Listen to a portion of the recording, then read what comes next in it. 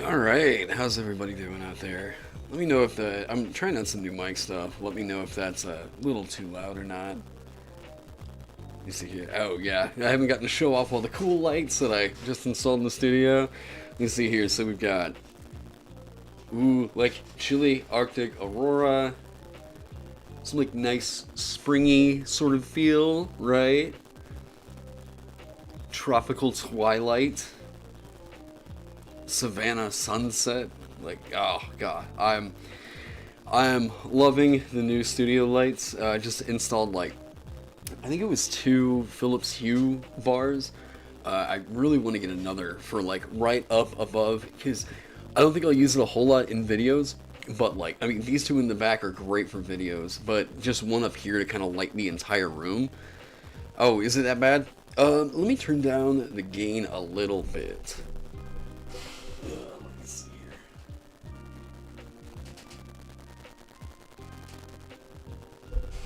here. Alright, I took that down a notch. Yeah, let me know about the sound because I've been trying to figure out the new lighting setup and then my audio box, my compressor preamp thing that plugs into my computer accidentally got knocked and then the settings got lost and I was like, okay, I don't don't really know what's going on with that anymore. But tried it out in the last video for the Celestial and then I think it's doing better. I think the audio overall is. You can still hear it? Okay, cool. So, oh yeah, also, because COVID and everything's freezing over, let me know how stupid the back of my head looks because I tried to cut it myself and it looks. Yeah. I usually do an okay job, but I've got this, like, bowl cut thing going on in the back that I need to get fixed, like, desperately, so. Lots of static coming through? Huh. Like, how much static?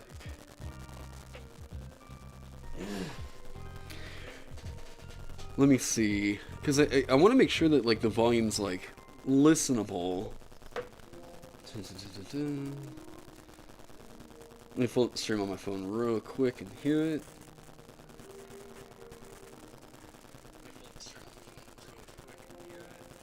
Oh, yeah, you guys aren't. Wait, what the heck? Hang on, let me try something real quick.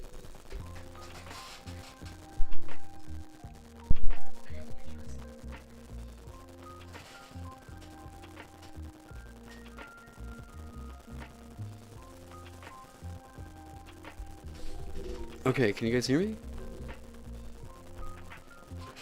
That is a problem.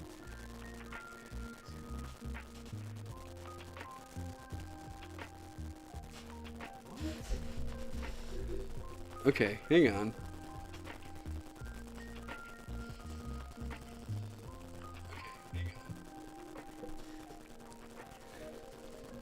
That's so weird. It was not doing that earlier.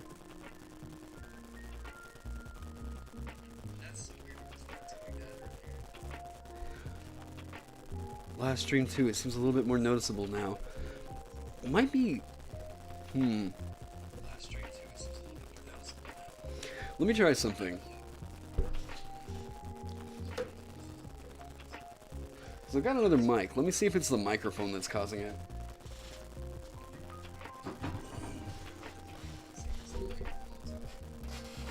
Thank you guys for being patient with me while I figure this out.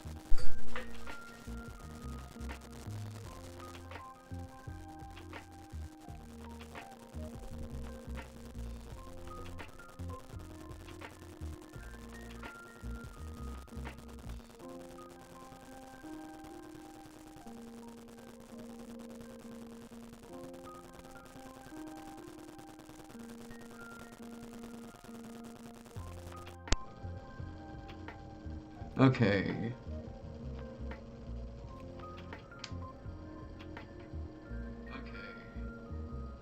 Because that's just coming through my webcam.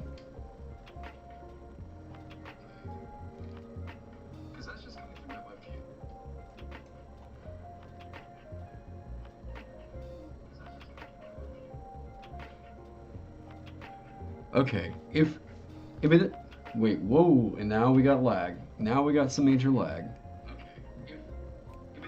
What is happening? Okay. Jeez. Okay, hang on.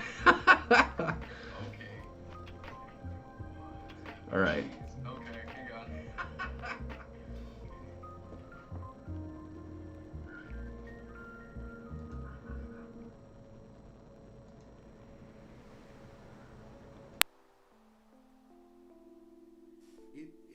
I hope it's not.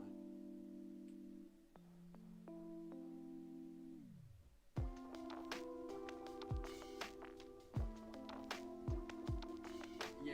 That's coming from my phone.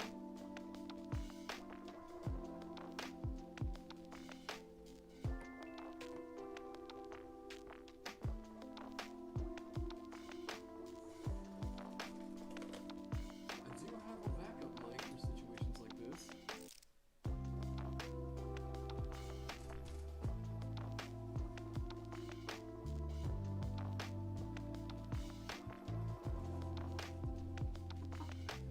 Okay, all professional here.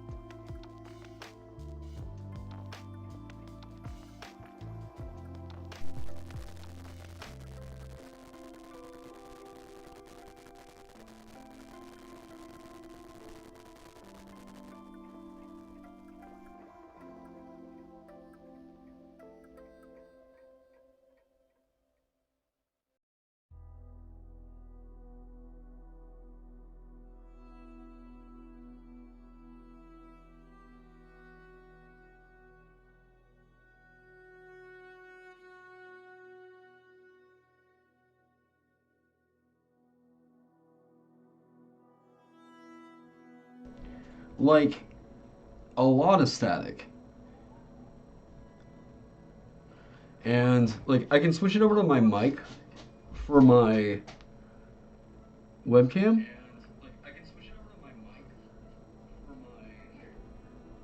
And that's causing some lag issues.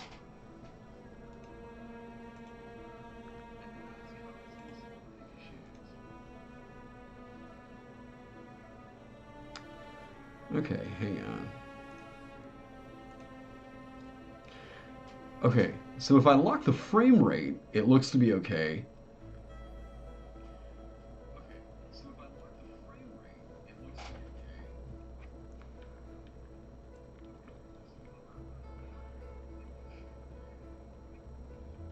Okay, cool. Well, that's the microphone on the webcam, and it sounds serviceable. Well, that's the microphone on the webcam, and it sounds serviceable. Okay, you know what? We're gonna roll with that because it seems to be working now. I'm not getting the frame rate issues I was getting before. So you guys let me know if something seems weird. I don't know. This is. Is it really?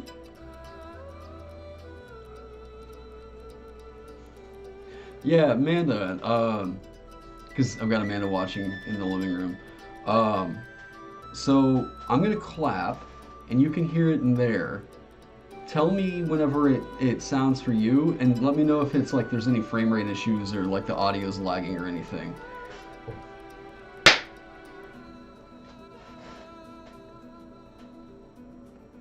Hey, Levi.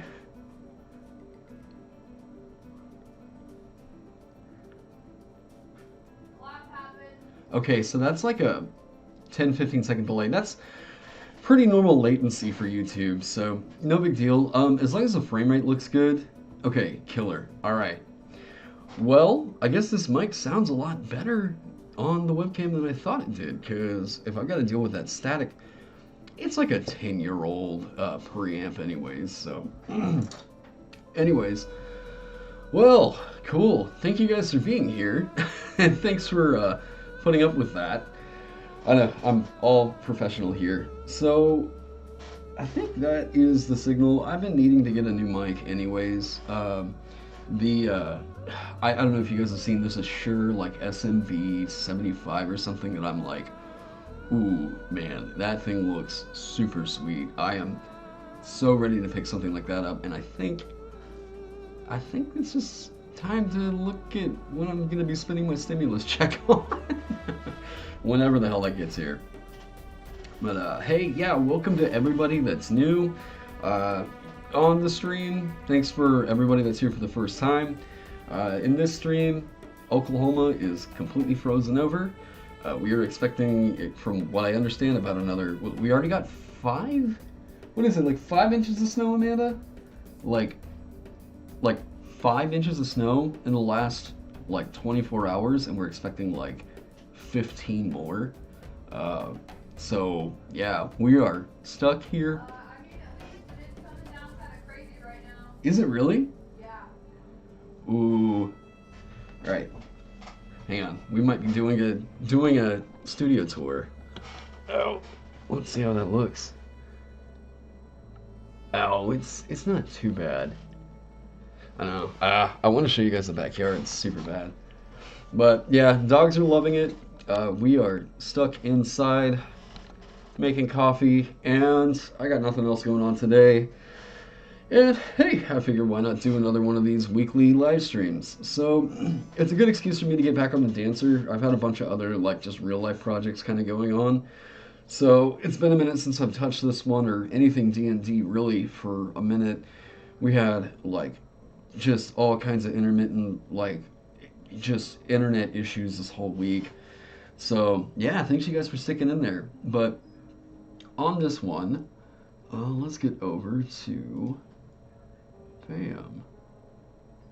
Okay. Let me turn this up a little bit.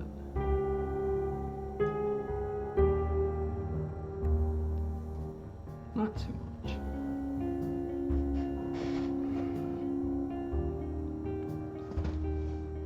Make sure that's not coming through like crazy.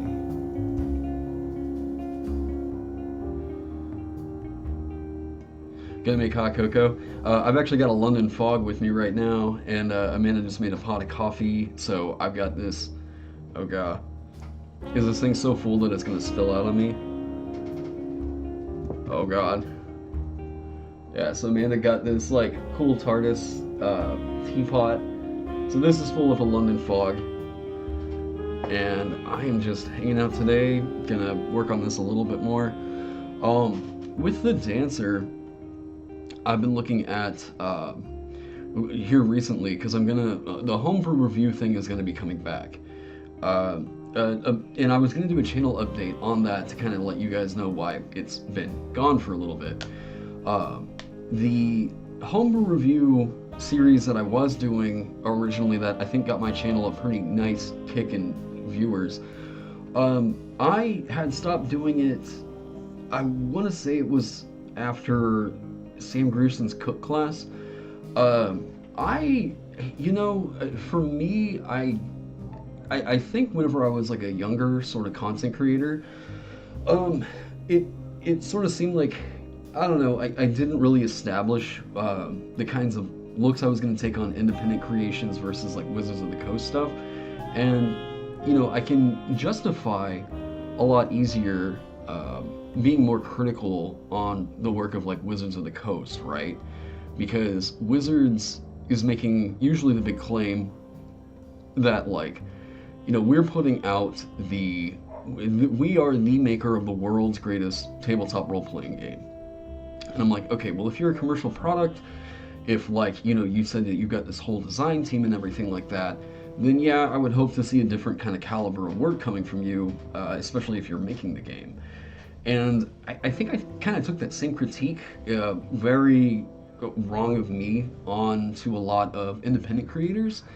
And I don't want that to discourage anybody from making homebrew work. I don't want that to discourage anybody from class design. So, and big disclaimer video I hope to make in like a channel update thing is that in the future, the only time I'm really going to do a review on work is whenever I feel like the work is something that I want to like help like get out there and in front of more people. And if it's just, if somebody's asking me to like check their work out or whatever, I might talk about consultation if I don't think it's super up to par. But I don't want to be doing anything quite like that video I did, and my apologies to Sam on that. It was, yeah, I don't know. Whenever I look back on some past videos, I'm not always super happy with the quality of them. And, like, there's system upgrades, there's new things that I learn about, like, making and editing videos and whatever. But that was a, I don't want to say behavioral approach to it. But that was a philosophy that I took into my critique that I don't really want to keep going with moving forward. So, yeah, I want to be honest, but I want to make sure that, there we go. I want to be super honest with you guys about that work, and in part of that work, I don't want to deter anybody from making content under the thought that somebody out there with a YouTube following might I don't want to say make fun of it either, but you know what I mean. Like, Reddit's already harsh enough on people. They don't need somebody with an actual, like, YouTube subscriber base. Yeah. So, anyways, that's that. But I do plan on bringing back the homebrew reviews. They are, I have a few lined up that I'm really stoked to take a look at. I've got one actually out on the coffee table right now that I was looking at this morning by Kame. Clostrix did an interview with Kame, who is kind of an underground class designer, doesn't put any of their work on the Dungeon Masters Guild. I think some of it may have been on Reddit, but most people know of Kame just from their reputation. So I'm going to take a look at, I believe it's his Astrologer. From what I've already seen, it looks super sick, and, oh, what's up? Oh, thanks. Yeah, there's a lot of the work I've been doing on it already. Just sort of, highlighting some of the important mechanical text, writing down some numbers for, yeah. So, it is a very interesting class. If you're looking for, Kame, C-A-I-M. Do they have a website? That is a good question. It was a Reddit link. It goes by also Nimademe. That's Nimademe.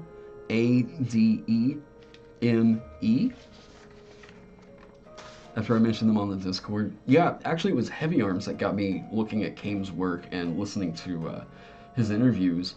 And man, it really impressed me that, I know names like Benjamin Huffman, Ross Leiser, Mike Hollick, Heavy Arms, a bunch of these different designers that I do, keep in contact with. But Kame was someone that I didn't really know of until Heavy had told me about them. And as soon as I started taking a look at, his work, I was like, oh, man, how the heck has this person just completely slid under the radar? Let me see if I can find it real quick.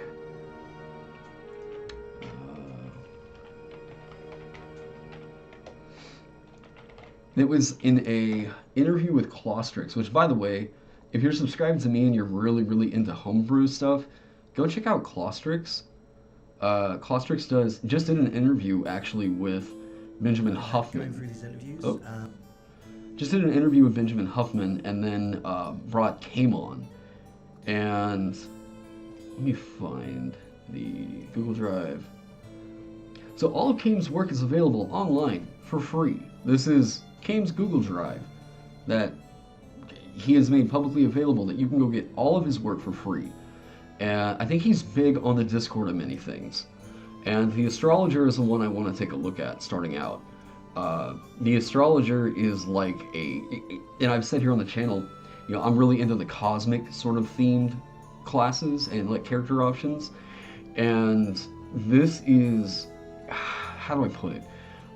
There's a lot of very interesting like mechanics for narrative that happen in this class that, oh man, Claustrix, that is Klust. There you go, Claustrix. Only, by the way, only 155 subscribers right now, and is making the kind of content that somebody with, especially like in the D&D scene, should have upwards of 50, if not like 80,000 subs. Claustrix should be up there with Nerd Immersion, Nerdarchy, all those guys. Really super solid interviews, but they're hyper-focused on like homebrew class design. So it's not really appealing to a general broad audience of D&D, but I know a lot of you that come to my channel that are into the homebrew design sort of aspect of D&D would really love this channel. So go give him a subscription. Go check out some of his other videos. Like I said, just did an interview with Benjamin Huffman, Izzy. There's the Angry GM, Kames right here. Interviewed Mage Hand Press. I mean, he got Mike Hollick on there. So yeah, Genuine Fantasy Press. So go check out Claustrix's work. Very cool, emerging YouTube content creator, and I think someone that will be one of the bigger voices in homebrew content design here following in the next year or so.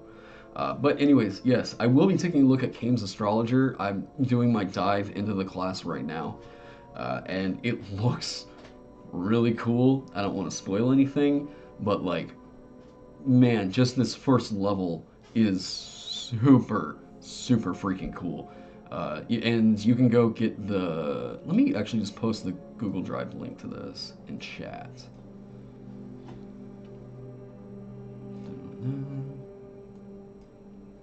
If YouTube will let me. Yeah, if you can see that link I just posted, that'll take you to the drive of all of Kames' work. Go check it out. And I think that, whenever I'm looking at a homebrew class and it immediately inspires some world building for me, where I feel like my table might feel a little bit different than a lot of other D&D tables because this class is available, that's where I'm like, oh, yeah, okay, it's inspiring world building for me. So just like Cleric makes you think of what gods do I need to provide for this character, the Astrologer is making you think about the physical, like, properties of your universe. It's really solid. So, moving on from that, yeah, I think the link should answer that question. I think a cool idea for a video might be like a how to homebrew, like things you learned as do's and don'ts. That is something I've kind of considered doing, but my hang up with that is, number one, what have I really established myself as? The YouTube personality, kind of the merchant class guy, but I'm hoping that after I make the dancer, I have a little bit more credit to my name to like, bam, this is, I can at least tell you, yeah, I've got 2 fully fledged out classes. These feel super solid, and if you want to know how to homebrew, here's the kind of approach that I take to it. Also, like, there's a bunch of different ideas on the, I guess, on the philosophy, right? Like, why should your class be a class and not a subclass? We were having some discussions like that over on my. Thanks, Amanda. We were having a lot of discussions like that over on my Discord, because the dancer started out originally as a bard subclass, and it just felt way too robust, and I like the idea of using movement as a resource, and like, I just had so many ideas that I wanted to do with it that I could not tie down to just a subclass. So it felt cool to kind of break out from that and make it something more its own, So the first level feels super solid. After the class, or after the dancer, what class do you think you'll make next? Um, I've already talked with Ross Leiser and Heavy Arms. We're going to collaborate on the Invoker, which is going to be, we're bringing runes back to D&D. And I wrote an entire runic invocation system that we're going to base this class around. If you've seen Legends of Frozenfar, it was in there. We're taking that and expanding it tenfold into an entire class. Rune casting, I guess you could say, is kind of bastardized in 5e as compared to what it was in previous editions. So we're trying to root it back into, well, at least I know I am trying to root it back into what it was like back in first and second edition. So I already have the real hard side of it is the magic system. And I've already got that figured out. The whole system is ready to go, ready to multi-class and do everything. Now we've just got to figure out how to write a base class that takes advantage of this. So, yeah, that's going to be... when do I think that that would be done? Most likely summer-ish?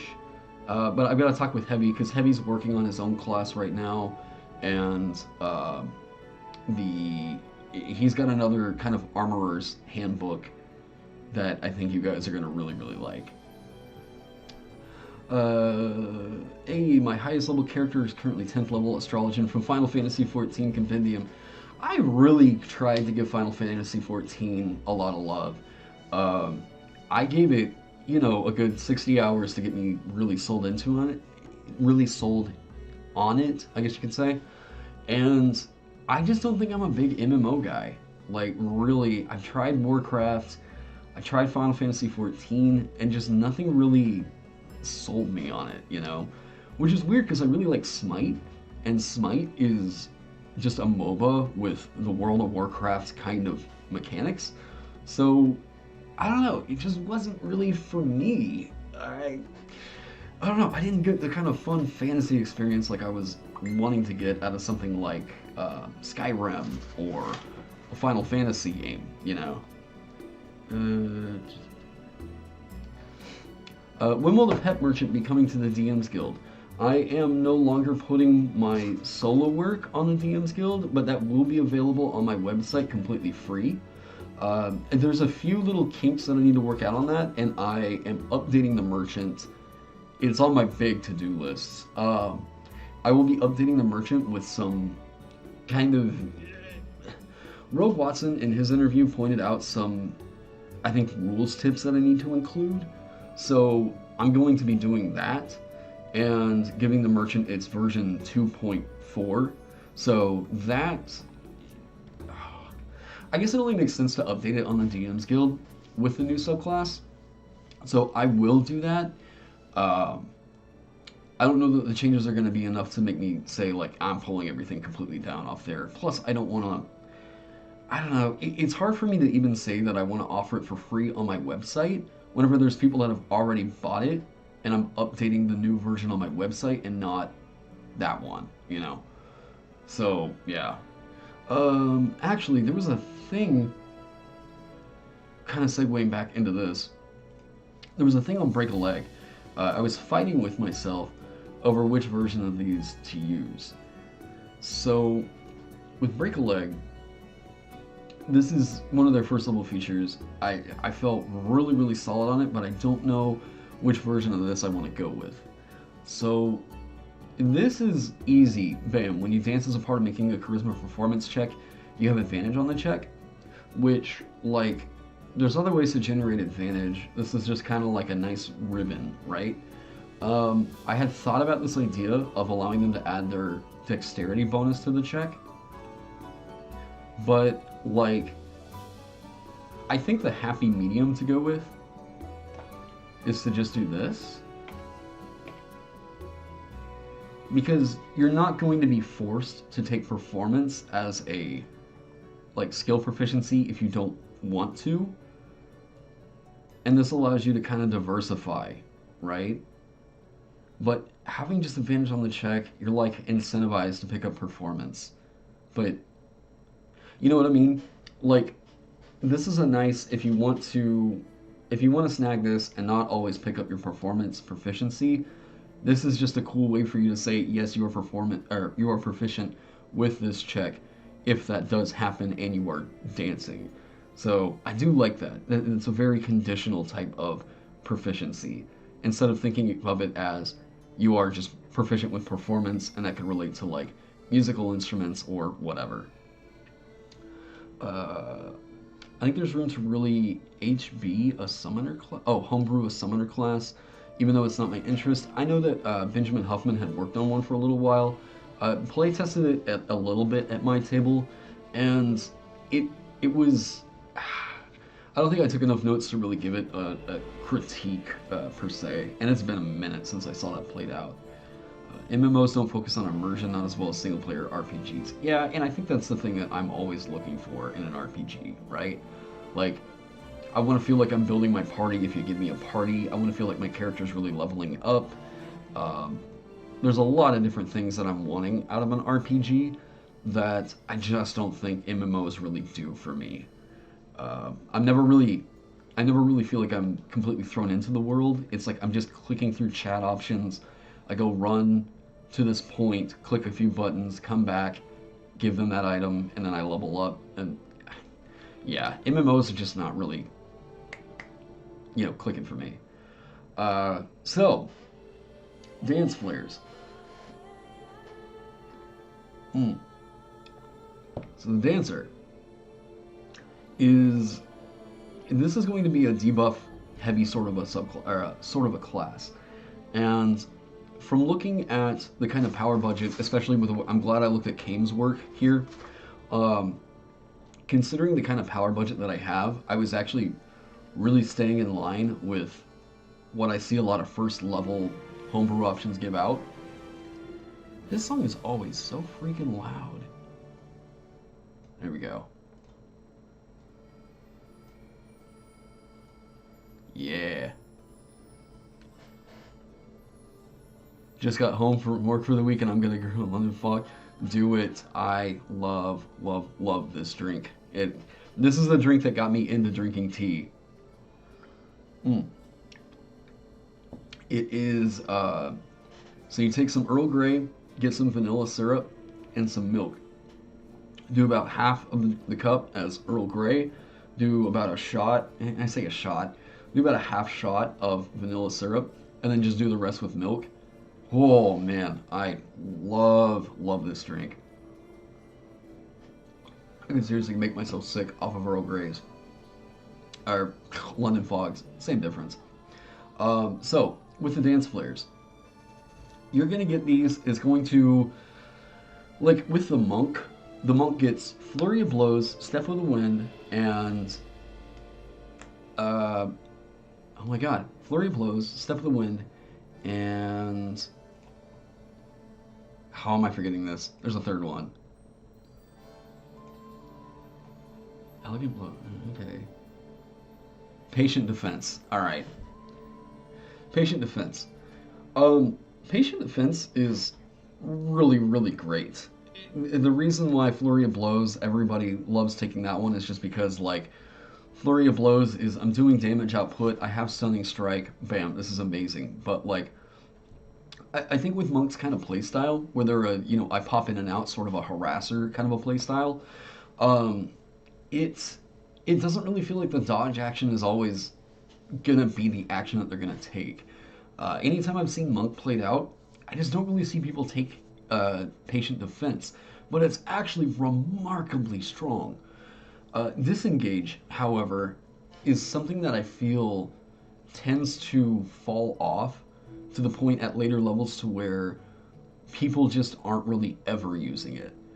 And it seems like some character options just even go so far as to say you don't provoke attacks of opportunity, or opportunity attacks, whatever you want to say, as a subclass or class feature. Does almond milk work? Wow. I've never tried it. I don't know if you're lactose intolerant. Maybe I'll give it a shot and let you know what I think. So the dance flares. You get to choose these. They're effectively about cantrip power, and I'm debating with whether or not I want them to level up. I've also debated about whether or not they should have some kind of a like grace dice or something that acts in the same way as maybe like a not a bardic inspiration, but maybe like with the martial arts die, where this thing levels up with you and it can be used to fuel some of your other stuff. I talked about a lot of these different flares in here. I've also talked with a few different like professional dancer buddies of mine that have given me some ideas as to what I could do with this moving forward. Part of the cool ideas were like with tangos, right? Tangos are dances that are always partner dances. So if I'm going to write a tango as a flare, it should involve another creature, right? Like this needs to be something that you can do with a willing creature, and then you give it some kind of a bonus, right? Wait, is that? Oh man, my hand's out of frame. I thought I had fixed that. Um, that's gonna bug me if I don't fix that right now. All right, no, come on. Is that? Yeah, there we go. Clean and professional. All right. Slides. The idea that I had with these was that the slide was from the area that you start all the way to the area in which you stop, you cause some kind of an effect in that area until the start of your next turn. I thought that that could be super cool, but I'm also comparing that to something like Wall of Fire, right? Which is like a 5th level spell, I think. Um, and I've got to consider how much territory that's able to, affect. So it's an idea. I don't know that it's one that I necessarily want to go with, but it is an idea.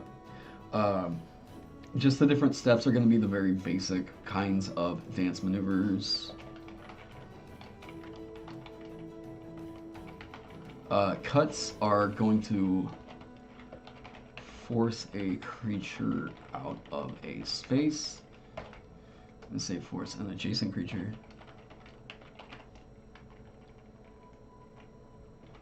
Yeah, so like the cuts right here. A good example of what this would be is cold cut. This is, Heavy told me, you know that you've written a good feature whenever you read it and you laugh. So cold cut is a perfect example of you see this and you laugh. So a cut, whenever you're cutting in, that means that you're going up to somebody that's dancing with a partner already, and then you're like, hey, mind if I cut in? Bam, whatever. So all the cuts are going to be you are exerting charisma through your performance, so you're like dancing or whatever, is enough that you need to contest this against another creature. So like that creature has to make a contested charisma performance or charisma persuasion check against your charisma performance check. If the target loses, then you push it 5 feet away, and it takes 1d6 plus your charisma modifier cold damage. I thought that was just really cute and funny. Like you're able to step in the middle of whoever they're engaging with. Yeah, I think that there's a lot of really fun narrative for that. I need to write down reverses because those are other dance moves to consider. Um, Bewildering Grace is just kind of a generic, like you do psychic damage and then you cause an effect. Um, I think the damage on that, I think if they're all 1d8, it's not super crazy. Because at least you're doing a little bit of something. You do, well, okay. If I consider that these come with additional effects, I think I might need to take it down just a little bit. Because, like, cantrip, well, it is basically only cantrip power. So we're going to say that you are getting the benefit, okay, hang on. You're getting the benefit of disengage while you're using these is also something to consider.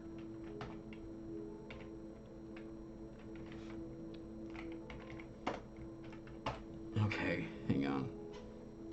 Let me answer a few of these questions. Yeah, electric slide was the first one that came to my mind where I was like, you just make the entire area electric. Like, that is so sick. That is so nasty. Moonwalk inevitably has to be in here somewhere, and it could just be the effects of the moonbeam spell in that area until the start of your next turn, and it would be pretty great.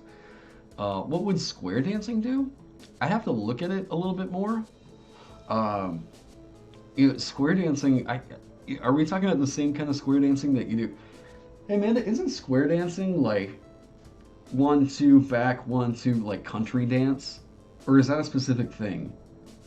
Like, I think a square dance is the kind of thing where you like trade off partners, right? Maybe the laugh is because it's a pun. Square dancing is like usually you have partners and it's kind of like line dancing but not. It's like where they're like promenade and then they're like switch so partners. It's like a call out kind of a thing? Yeah, the thing you were thinking of where it's like 2 forward, Or 4 back. back, that's two-stepping. Is it? Yep. That's just a simple two-step. Okay. And then line dance is, like, oh, what is that song? Boot scootin' boogie. Oh, dang it, now I can't think of that song. Yeah, I know. I'm like, we're from Oklahoma. How do we not know this shit?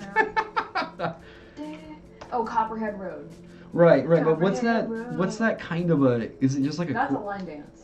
Is it a line dance? Copperhead Road, Boot Scoot Boogie, Electric Slide, yeah. So they all have a Cupid choreographed Shuffle. thing, and that's what And makes a everybody line does dance. the same move. Whereas like a square dance it's almost like a country version of like back in the like royalty times where they have all the dances and you learn them and you put your hands together and twirl around and switch partners and you know what I'm saying? Yeah. It's like a country version of that. Okay. Clogging is also different. Huh. All right. Thanks. Oh, wow, that's the second time I've done that today. Almond milk does work for it. I'm gonna try that out sometime. Because almond milk is like $2 cheaper, I think, than regular cow milk. Let's move me up. There we go. Professionalism. Okay. So, two-stepping is an idea. The square dance, someone mentioned. Line dance. Could really just go through all of, like, Wikipedia. Okay. So, how would square dancing work? Like, I'm not super sure. I think you'd have to, like, lead an entire, like, group of willing creatures in this thing. And then as long as they're doing that action that you, like, call out, maybe it gets a bonus. As long as you do the square dance and you're like, attack! And then they're all, like, But that feels more like a commander than a dancer, That feels more like the kind of thing that you want out of a tactician. Going in the square dance direction, you could have a flare called the Do-Si-Do. Alright, let me look. Hang on.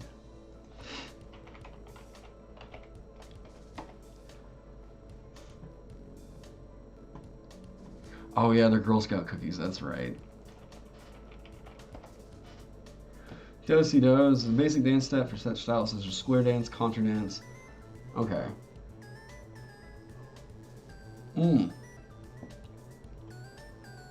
So it would be something like a tango. Like, it kind of qualifies as that tango sort of a thing. Yeah, so it would be a partner dance of some kind. Oh.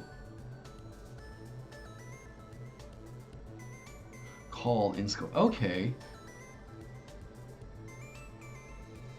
Oh, so it is a movement. Okay. Dancers advance and pass right shoulders without turning. Each dancer moves. Let's take it over here. Moves to the right, passing in back of the other dancer. At this moment, the partners face away from each other. Moving backwards, dancers pass left shoulders, returning to starting position. Oh, it also requires a lot of, like, coordination of your movement with somebody else, and it's like, it's not always Well, I don't know. I don't know. I'll get there. I don't want to get hung up on all the semantics of all the flares. But I do like the mechanic of how that's working.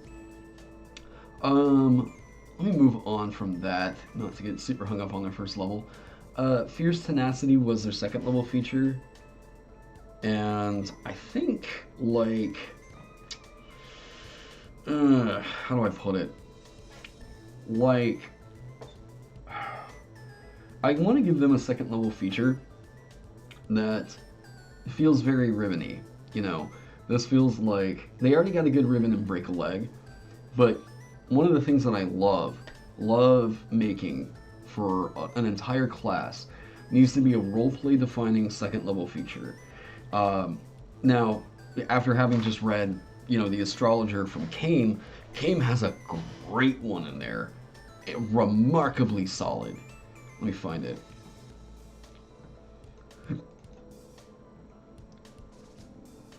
Okay, you know what? I'm just gonna download that.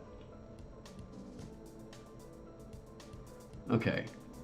So Kame has a really, really good second level feature in here for the astrologer, which doesn't sound like it's gonna do a whole lot, but it is.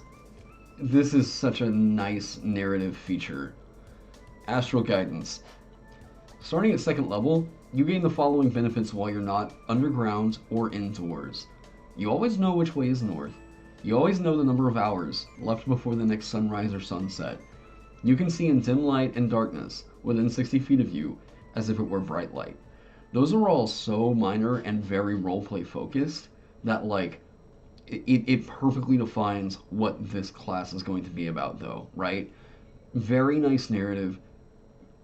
There is something of a mechanical advantage in here, right? With you can see in dim light and darkness within 60 feet of you as if it were bright light.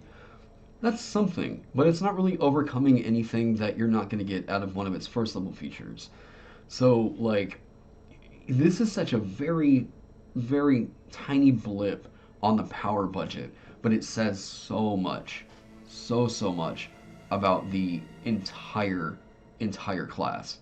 Every single astrologer is going to benefit from this. It's remarkable. This is as good to me, like, narratively, as Rage is for Barbarian. I love this feature. So, think that's even better than regular Dark Vision. Yeah, but they have, like I said, there's a way for them to overcome kind of the issues of Dark Vision in combat, at least, through this cosmic ritual. I don't want to get sidetracked on this one super hard, but, like, this class is really damn cool. Any of you all looking at doing homebrew design need to go check this one out. Super solid. So I want to figure something like that out for the dancer. I like this fierce tenacity that they have. Fierce. What's going on? Oh, that's the Ori. Wait, did I? There we go. Fierce tenacity is the dancer's version of Second Wind. So, and I haven't looked at this since I think the last time we did stream. And I think this is the last thing that I fixed. So, Fierce Tenacity, you can unleash a rush of adrenaline that helps you slip away and shake off recent damage. When you take damage while your speed is higher than 0, you can use your reaction and move 5 feet or more to gain a number of temporary hit points equal to 1d8 plus your dancer level for 1 minute. This movement does not provoke opportunity attacks. So, I think it could just be a flare. But I don't immediately want to say that it's a flare, because that might have some other implications later on. And you guys are getting very much my stream of thought as I'm just doing design stuff on here. Dang, Kame has a bunch of prior work too. Yeah, I need to look into more of his, not bibliography, his portfolio, I guess you could say, his previous work, because I know that Kame is involved in a lot of, like, behind-the-scenes stuff with a lot of bigger publishers. Maybe something like the... Yes, Benjamin Huffman also wrote a very remarkable second-level feature for the Pugilist. Let me pull that up real quick.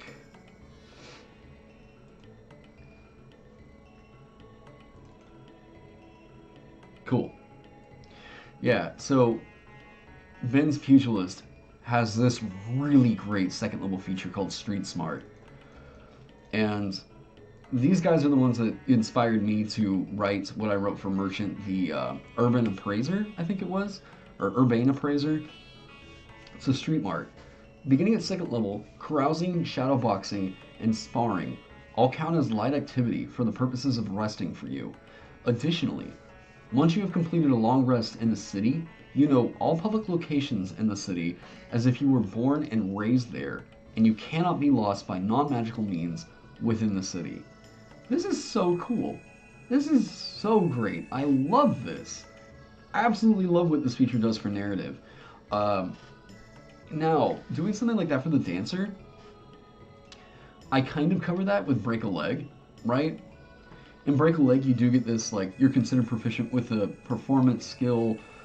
You can build other ways. You don't have to pick this up.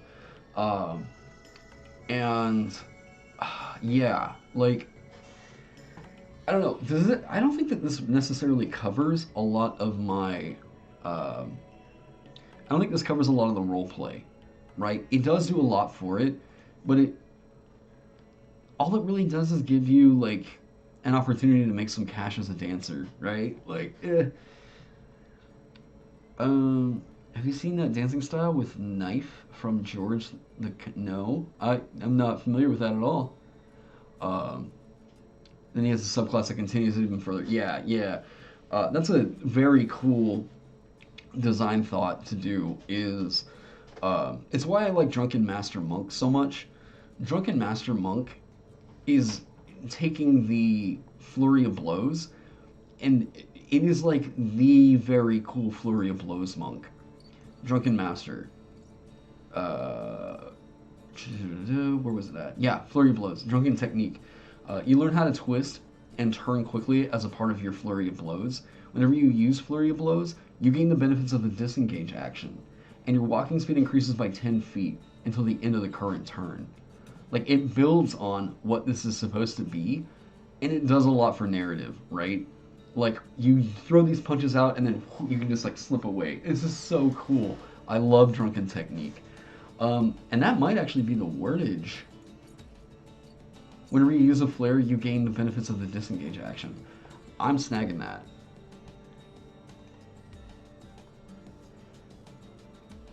When,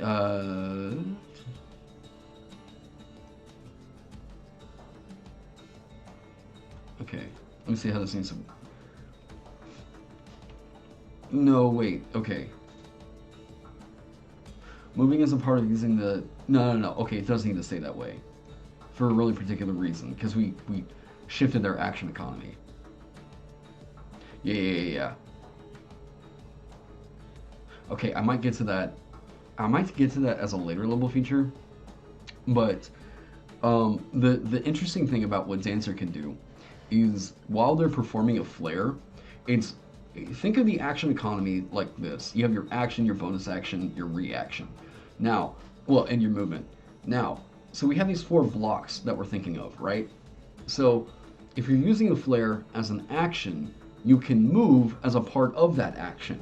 In which case, while you're performing that flare and you're moving around, you don't provoke attacks of opportunity. So it's like during that action, while that's going on, you are getting the benefits of disengage without taking the disengage action. So that is very, very strong, and it's going to allow the dancer to be a midliner without needing something like unarmored defense or whatever. So we can look at, actually, did I give them? No, okay, I removed their armor proficiencies. They are going to be very much in the midline, and I love that. I want them to stay there in that way. You should be thinking while you're in the center, you are the center of attention, kind of a dancer. We want to see how you can attract attention to yourself to buff up your allies and make sure that you can still stay out of harm's way. And that's the kind of thing that's going to allow you to do that.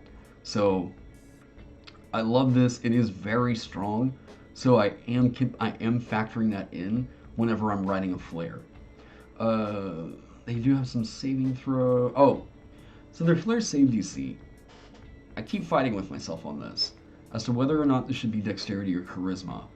And I do think that if we're going with the dancer, like, I think it's much more interesting to have it as a dex-based class, and like the charisma just be sort of the secondary. Like, you can also invest into this if you want to be your face.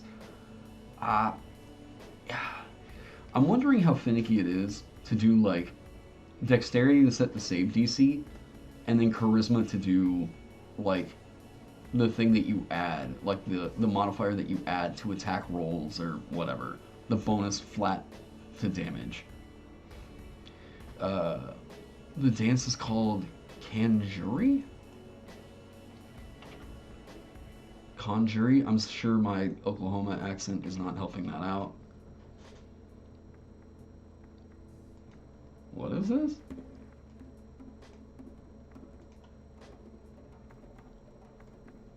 Oh, so it's like a type of line dance?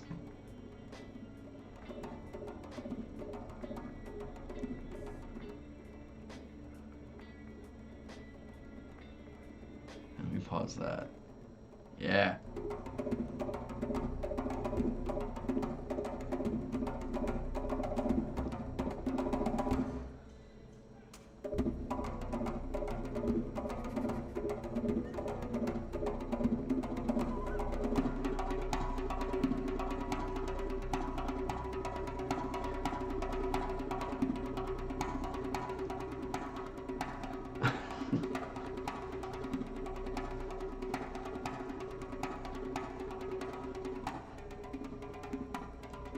Is this the dance you're talking about?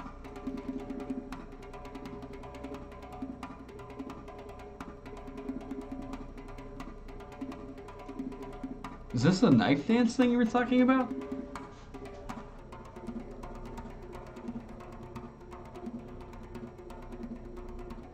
I mean, it feels very, like, aggressive. Oh, okay, there's the knife.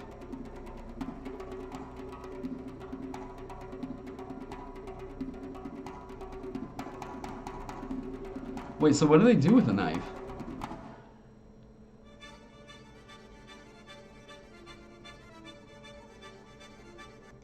Let's... Okay, wait. Okay, did we miss the knife stuff?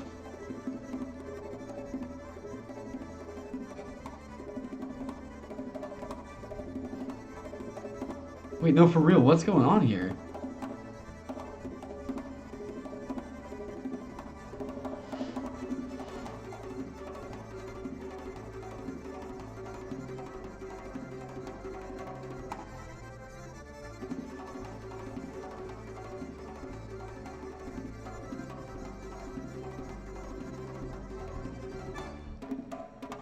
Okay, so they take these knives, throw them into the ground.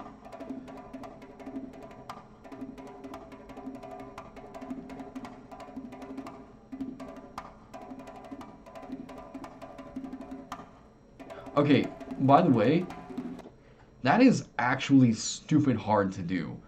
I don't know if you've ever tried to throw a knife and get it to stick into something, but Amanda and I got a bunch of throwing axes and throwing knives. What was that, this last summer? And just trying to throw them into a tree is stupid hard.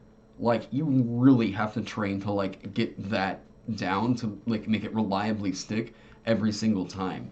If they're throwing knives like just down like into the stage consistently, even doing that is going to be pretty damn hard.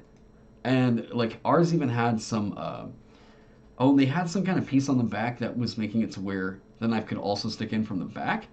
So they don't have that. They've got a blunt handle on these things.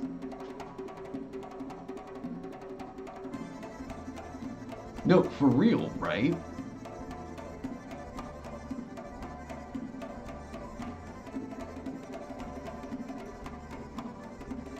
Yeah, being able to throw it accurately like that and make it stick down every single time, that takes a lot of work.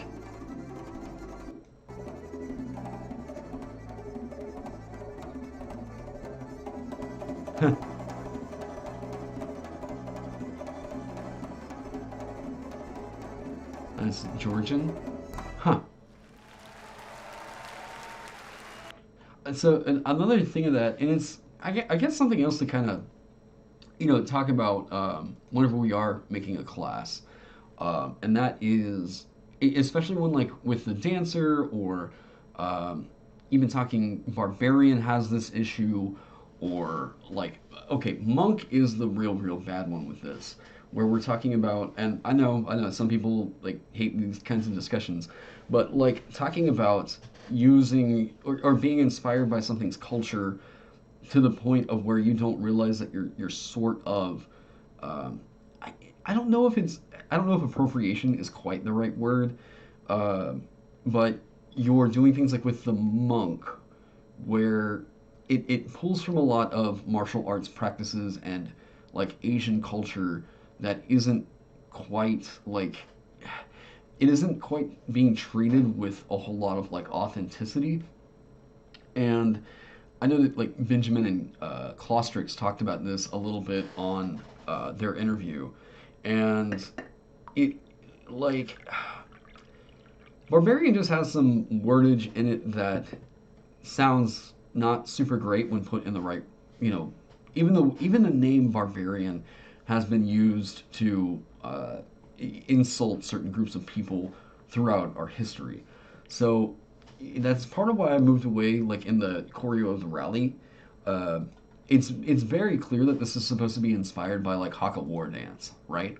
Um, like the Hakka has gotten to be such a very like present part of like Polynesian culture, and it's part of what has made that like really interesting to study on.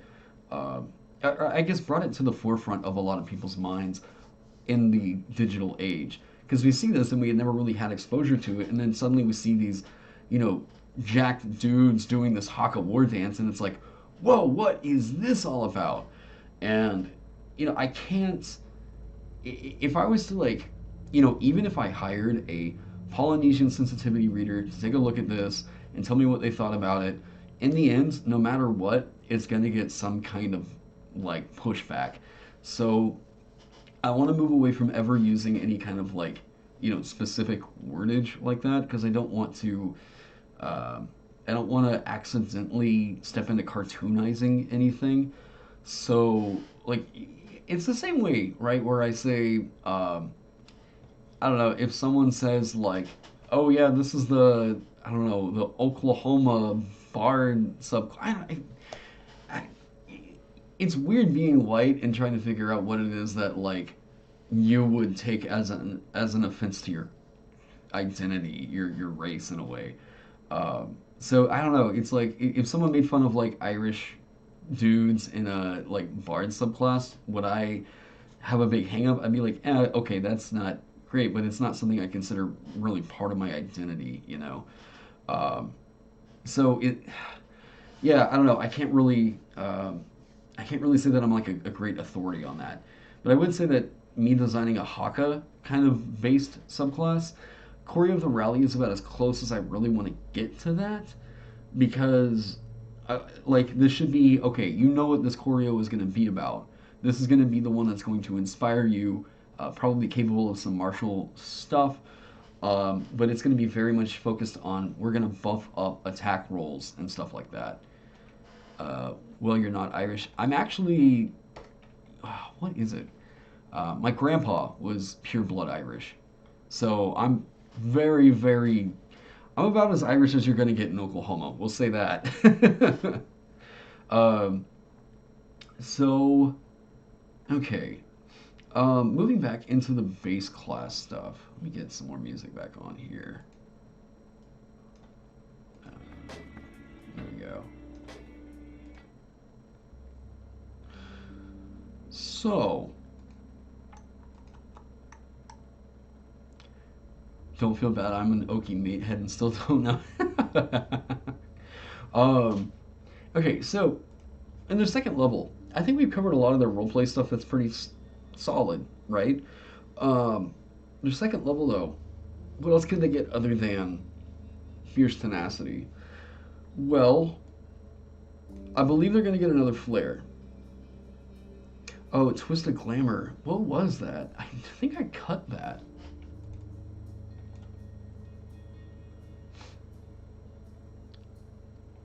If you want to seek a Haka, just watch an all black rugby game.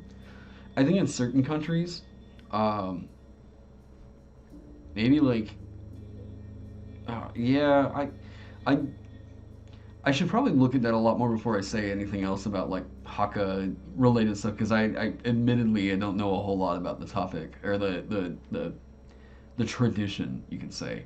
So that's another reason why like I contacted other buddies of mine that are in dance just to help me out with figuring out like okay what's the narrative here, what can I do to be a bit more generic with this dancer and not make it just feel like yeah, this is the.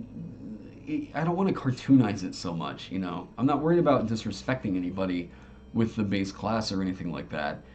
I I just wanted to make it feel like it was more broad and all encompassing, Kind of like how like Fighter does a pretty good job at just being like this is going to be the base like for all these different fighting types.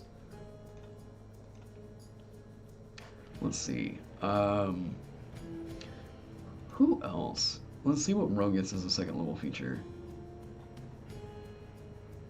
Rogue gets cunning action. Okay, so they only get cunning action. What else do they get? Is that it for Rogue? I think Fierce Tenacity is really, really solid. The only reason I was kind of considering giving them another second level feature is I believe Monk got another one, right? Yeah. Because they get key and unarmored movement.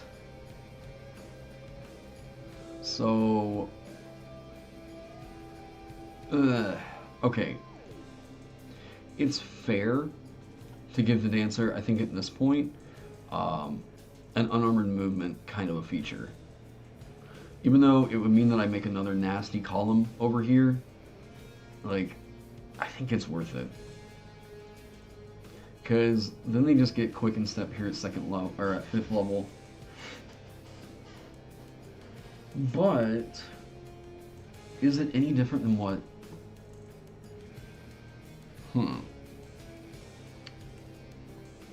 What about a non-erotic and pole dance? Hey, I have thought about, no lie, I thought about doing some kind of a, like, pole dance based one. It just doesn't really make a whole lot of sense for, like, the dancer. Like, I don't know, it's like, the only thematic with that is like, haha, yeah, you're the pole dancer, and then, I don't know, what do you do with that moving forward? You gain proficiency with pole arms, and then where do you go with that? You make it more proficient with pole arms. It's just, yeah. Although it would be kind of funny just to give them like pole arm proficiencies up here. I don't know. Oh man. Apart from the whole sensitivity thing, D&D rarely takes place in the same world as real life, so why limit the subclasses by anchoring them to real life cultures? That is also very true. I think it's totally fine to take inspiration from it, but trying to represent the entirety of something's culture as a TTRPG subclass, that can look pretty bad. So, try to find a way to make it a little bit more generic, right? Like, don't... It's not that you might ever be trying to represent something's entire culture as that subclass or whatever, but you just don't want to open yourself up to the possibility. I just try to get ahead of any kind of, criticism on that. But I try to be, authentic with it. Use a float that targets a friendly creature that has not acted in this round. Oh, yes.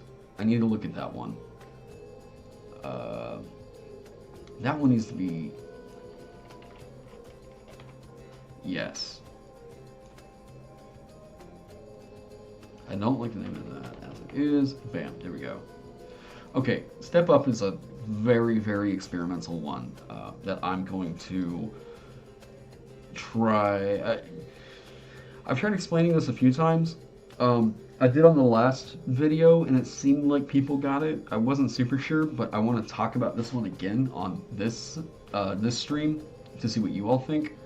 The pole can be a stick on the go. Aren't all sticks stick on the go? Yeah. Anyways, Um, yeah, just an immovable rod. Why not? Um, so, Step Up is, I think you're going to see, this is a very remarkably strong feature, but it doesn't just do damage, right? This is a very no numbers, very impactful feature. Whenever you use a flare that targets a friendly creature that has not acted this round, you can allow the creature to take its turn immediately after the current turn. Doing so does not change the creature's position in initiative, and it cannot take another turn until the end of your next turn. So, I want to know from chat how much what that sounds like to you, because well, okay, I'll wait. I'll wait about 15. What's the delay on this? Like 10, 15 seconds. I'll hang out for like 20 seconds and just see what chat says, because I don't want to color any opinions on what this is supposed to be.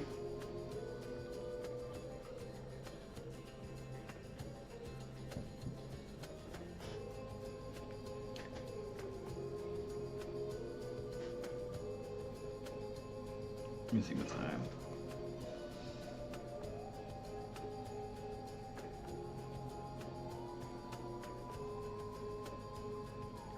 Oh, and you don't have to like tell me everything that you think it does, but if you can name the video game that this sounds like this is supposed to be doing, let me know. Because then that will super like that'll mean it super clicked with you. Let me look at chat.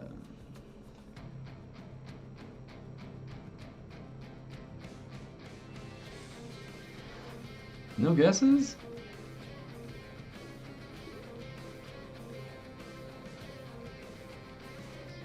None at all.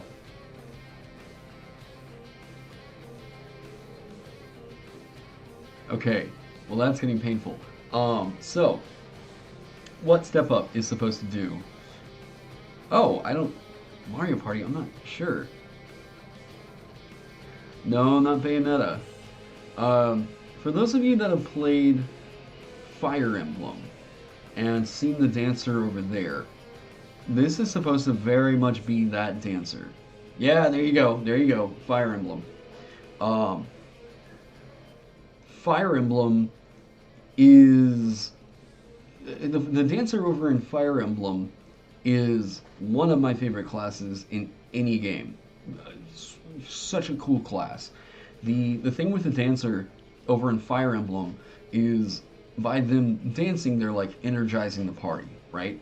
They are like getting you to step up, take your turn, bam, you do your thing, cool. You can reorganize the action economy in Fire Emblem by using the dancer, because the way that it kind of works over there. Oh, okay. The way that combat works in Fire Emblem is somewhat different than the. Yes, there we go. Thank you. No, this isn't going to be an extra turn.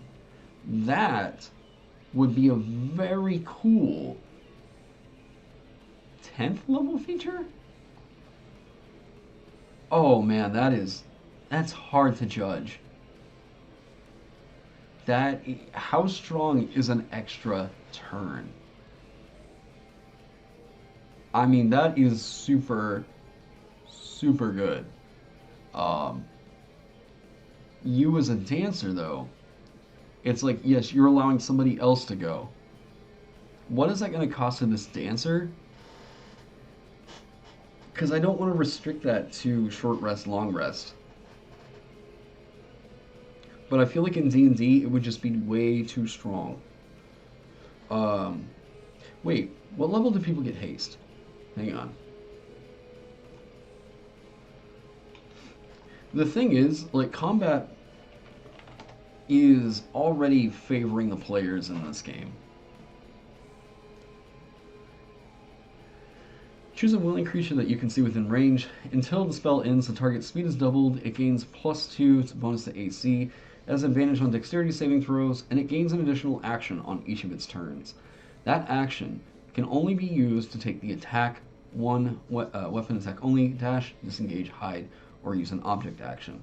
When the spell ends, the target can't move or take actions until after its next turn, as a wave of lethargy sweeps over it. So, haste. Here's the way I feel about haste. Haste could get brought down as just a base class feature that you can do as an action. If we do... Okay.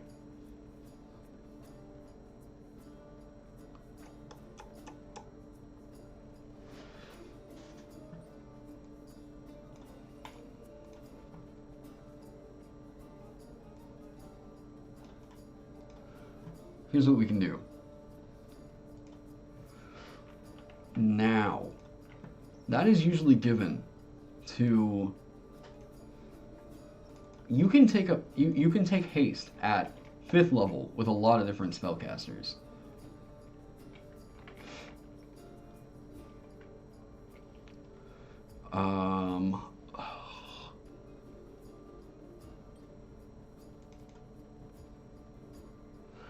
When you use a flare,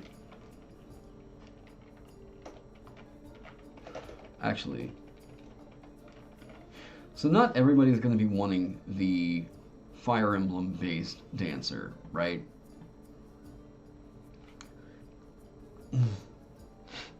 Off topic, but wasn't there a dancing monster in the Tome of Magic book from 3.5?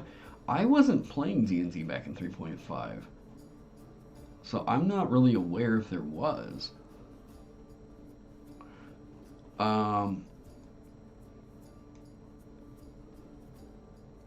So cut in is allowing them to go after your turn. What you can do, like, how bad is it to just use your action to give somebody else an additional action that can only be used to attack, dash, disengage, dodge, or whatever? That's real good. That is super, super good. Can we justify that as a bonus action?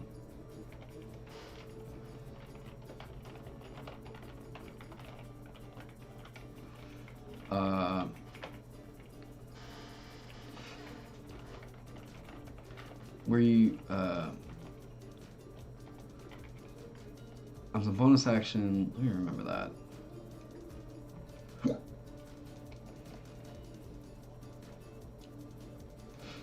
Because I've had these all worded kind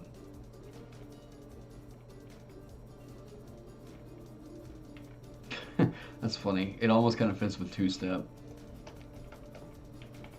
Okay. As a bonus action, you can use your movement and grant an ally an additional action on its turn.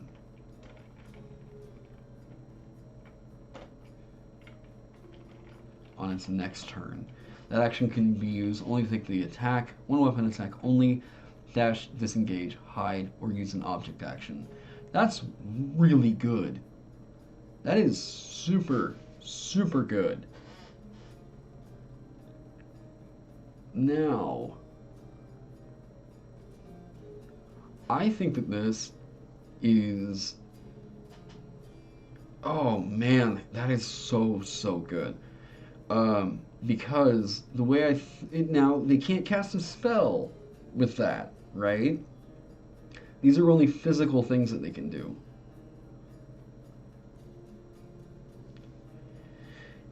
If you go with the Grace Day idea, then maybe they have to spend those to do it. That's it.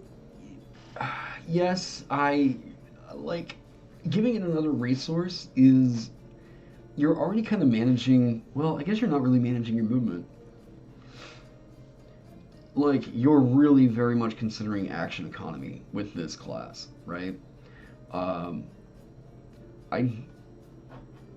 like where it's sitting right now, where we don't necessarily have a we don't have another resource that we're having to track. It feels pretty easy that you can just pick this class up and go and run with it. And I think to add a new resource into it is I do like I don't know. It's like bookkeeping versus narrative, right? Like that would make it really easy to make a new mechanic and give us a lot of like power budget to use. But I I kind of want to avoid that for right now. I like this as simple as bam, you know what these dances do? It's a special action, a special bonus action, or a special reaction. And they're all just different things that you can do. You can learn all kinds of different dance moves as your dancer, and none of them are necessarily the attack action, or the dash action, the disengage, whatever. Um, they feel kind of like spell light in a way, and I like that a lot. It's kind of what I wish they could have done with like Monk, where you can kind of design what your monk can do with their martial arts maneuvers. But I think that that that would have introduced a layer of complexity that they weren't really wanting to go with on Monk. With Monk at least it feels like you can kind of pick that up and go. And yeah, it's just not a very complex class. So, hmm, I do like this. This feels super, super good, but it feels like it's so good it needs to be really core. The thing is, like, the reason why not on cantrips is because Eldritch Blast exists. Um, like, if you're if I allow them to cast a spell, usually it's like, okay, whatever you're thinking, cantrips, firebolt, or sacred flame, whatever. Because Eldritch Blast is a thing, this would allow you to make two Eldritch Blast attacks during your turn, which would make Warlock absolutely absurd. Like Warlock is already real, real solid. If I allowed you to just make like, bam, you can do Eldritch Blast twice on your turn. Oh, I don't know that I can really do that. And I'd hate to just make a special designation in here that like they can only use one ranged spell attack with the spell or something. I like that this feels very physical, right? You're buffing up your marshals, bam, they run in and do the stuff. That feels really cool. Um, but there are situations that you're going to use this on your spellcaster to help get them out of harm's way. They can still cast a spell and then take the dash or disengage, hide actions, whatever. There's going to be reasons you're going to use it on a spellcaster instead. Found it. It was called a Deadly Dancer. So found out there was a monster in the book called Tooth Bear, and it is exactly what you think. What? All right, you're getting me distracted, but it's a very, very good distraction. Oh God, the Google image search was not super fun to go into on that. Um, Jeez. Okay. Let me find D&D. Okay, the D&D drawing is not super fun either. Why? Okay. You all can enjoy this horror too. Yeah, guys, here's the Tooth Bear. Or the Tooth Beast. Jesus, man. Oh, what? Gum-like consistency and teeth of various sizes clinging to it, no eyes, and a great sense of... What?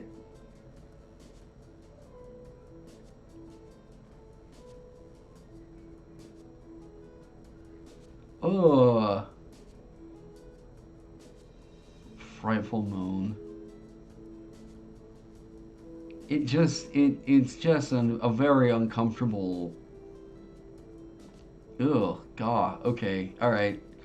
Nah, I don't like the way that makes my skin feel. Oh, that... Ugh. Ugh, man. Nasty. Um, Couldn't Warlocks do that by picking up Action Surge? Yeah, they could. But you can only get that once per short or long rest. So, like... Oh, hey, Freezy Pop. They can only do that once per short or long rest. You know, and if they're going to try and do that anymore, they're going to have to run into, like, later levels of fighter. So, and at the point where that becomes what I would say is, like, a little bit of an issue, it's still not really a major problem because most everybody else in the party is able to maintain, like, that level, you know? But if you're able to just reliably keep making that effect happen, that's... yeah. The original Tooth Fairy is supposed to be scary, isn't it? Yeah. There's a version of it in, I want to say, Tome of Beasts or the Creature Codex that is, like, pretty freaky looking. Let me see. Was it in there? Or Tome of Beasts? Is that it?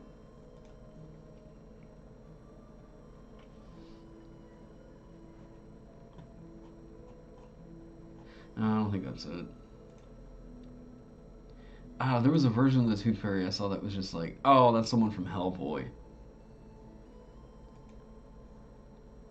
Oh, well, here's some really cool art. I don't know who this is by, but, like, yeah, that's... God, it just looks so gnarly looking. Oh, I kind of love it. Yeah, just give us more Bizarre Fae like that. Let's do that. D&D, please. Wizards. No, I did not see the Deadly Dancers art.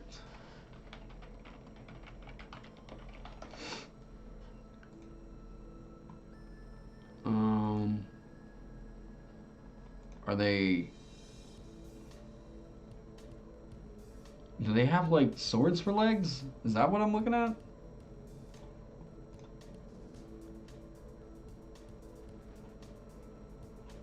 Well, I don't see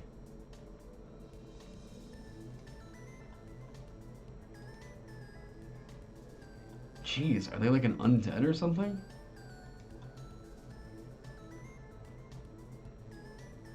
Tome of Magic. Okay. I mean, they're pretty cool looking. Are they like some kind of like bone grafted undead or something? It's pretty gnarly for sure.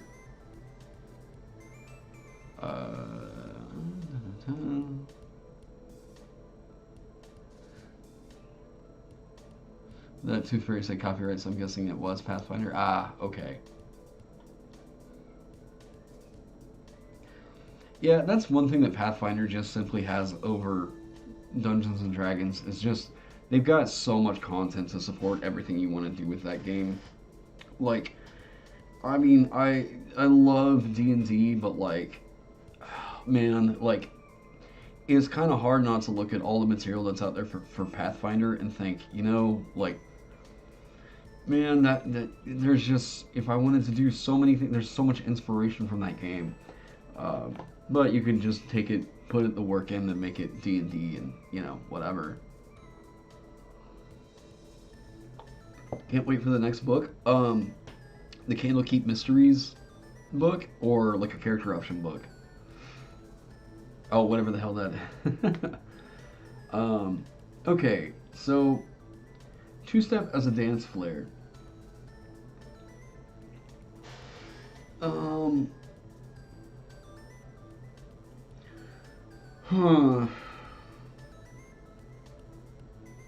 don't know that I like it as a general flair, but it does seem kind of cool as a bonus action. Well, I guess you could say Hex is a bonus action for Warlocks that you can go and snag.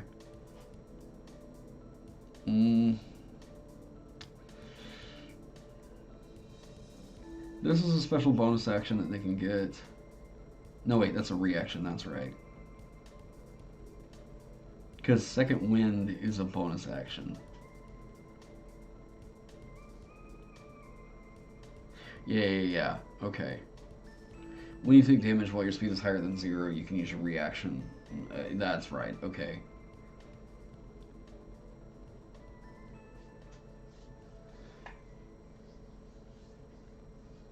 For 1 minute.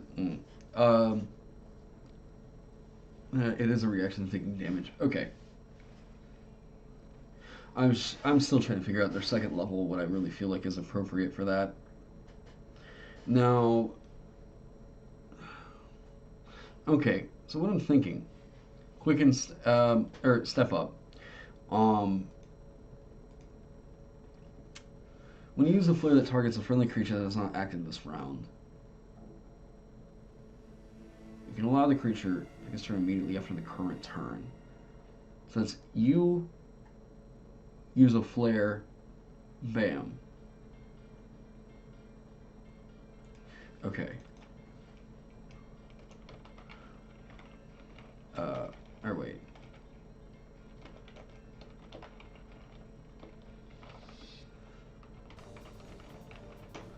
Once you do, you cannot use it again until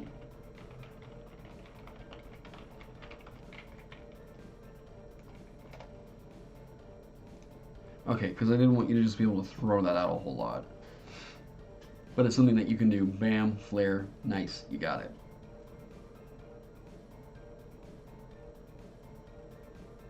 Okay, that's solid. Now, it's not the same as refreshing, right? Like, the thing in Fire Emblem that makes that dancer so good is that it's allowing you to get 2 turns in the space of, like, 1 round of combat. And that is too good for D&D 5e. That is way too strong for D&D 5e. It's something that may be able to be given at way later levels. Like, that could even be capstone worthy. And it might have to be capstone worthy. Because I don't like this with Inescapable Majesty. No, that feels boring. Your dexterity and charisma scores increased by 4. Boring. Your dexterity score increases by 4. Maybe, whatever. This just feels kind of blah. And I think Barbarian... Alright,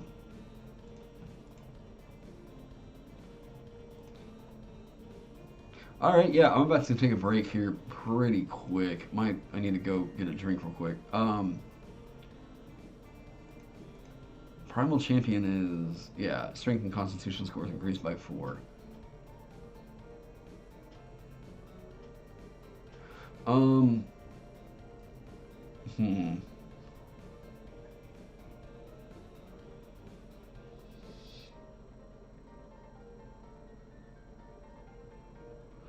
Like... Okay, hang on.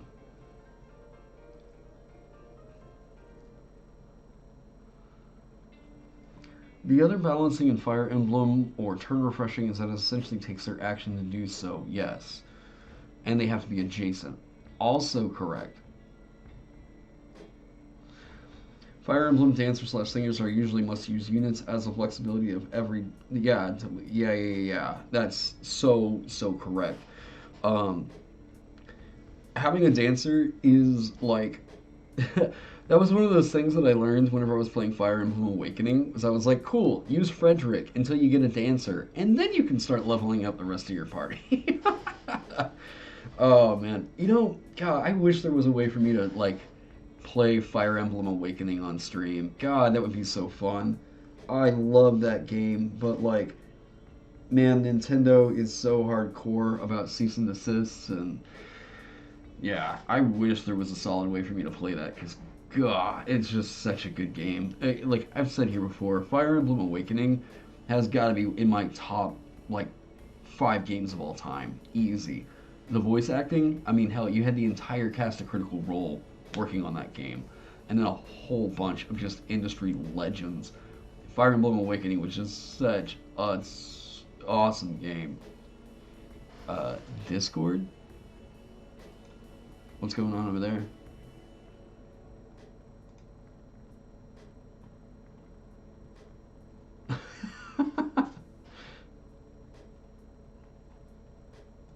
New mentions. I don't know what's going on over in Discord.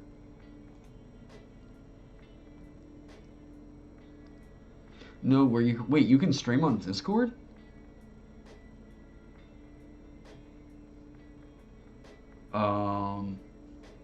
Maybe? Have I tried Three Houses? I have not yet. Based Fred George 10. Yes, absolutely. Lucina was my main in Smash for like, oh god, like ever since she came out in Smash 4. Um, it's great to know that she's like top tier, absolutely. I did not know you could stream through Discord. It's really interesting. Um, if you're just talking about screen sharing, then I'd have to get my. Well, I have my 3DS. I do have. Actually, I've got Awakening on there. Ooh, man, Amanda, you've got to play. You've got to play Fire Emblem Awakening. You have up to like 50 people. I don't know. I'll have to check that out. Huh. That's super interesting. Okay. That is really cool. That might be a way to do some more community engagement over there. I'll consider that. That is really cool. Thanks for the tip. I was completely not aware. I'm still such a boomer whenever it comes to Discord. Like I don't know, it came out not super long ago if I recall, but I never took the time to really get to know it all that well.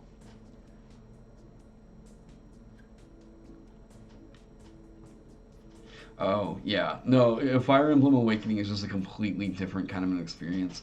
Even like Fire Emblem Fates and Birthright was pretty good, but God just did not get that same magic that Fire Emblem Awakening had. God, what a awesome game. Um, oh, you watch movies and stuff with friends like that? That's cool. They're starting. No, uh, yeah. I mean, that's gonna be the day, right? Or like, as soon as we hear that there's some like, I felt that way with TikTok, where like, as soon as somebody started trying to explain what TikTok was, I was like, oh, that just sounds like Vine, and I was like, eh, yeah. As soon as you say like it sounds like Vine, and then everyone's like, wait, didn't they cancel that like 10 years ago? You're like, there goes my cool card. Three Houses is just cool. Is it really? Is it? I mean, if it is, okay. The thing with Awakening though is Awakening is such a good entry into the series. Like that is such an amazing jumping off point for everything that Fire Emblem is.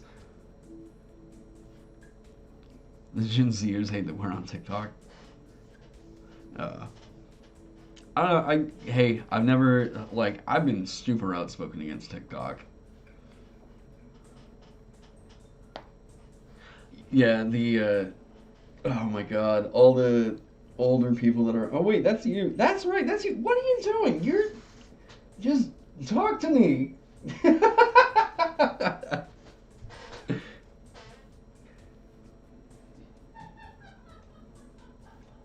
You're in the same house. Why are you just chatting with me through my live stream?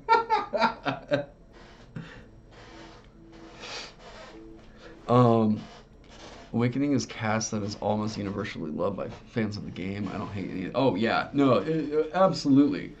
Uh, yeah, and that's why I say like Awakening is such a great like entry into the series.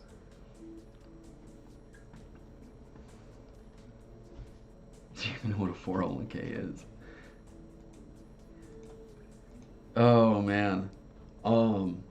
Okay. Okay. Okay. Okay. So Inescapable Majesty, I think, needs to get repurposed as uh, their capstone should just straight up be that Fire Emblem.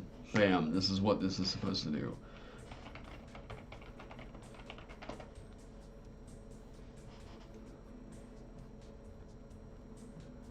Okay.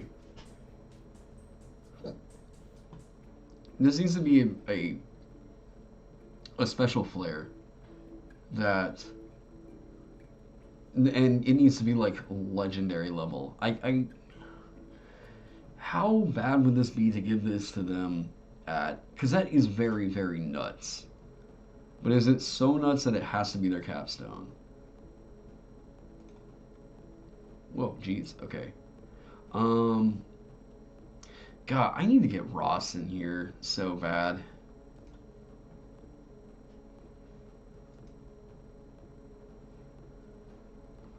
Hang on. Let me ping him and see if he's busy.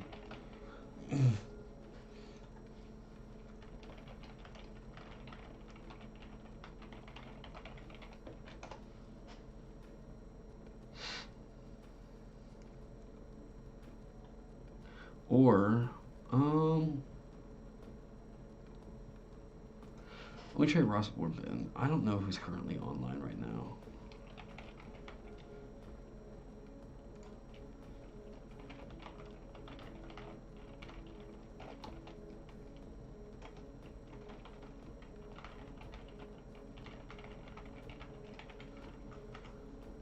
Oh, cool.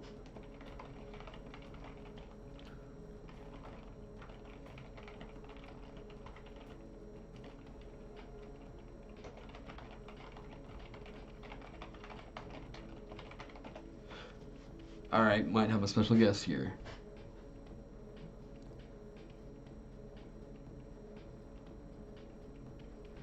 I just hit up Ross. He said he's available.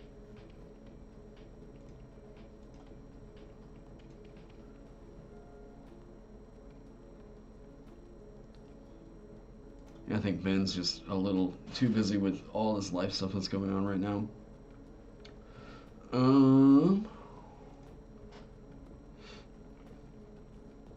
I'll wait for him and see what's going on.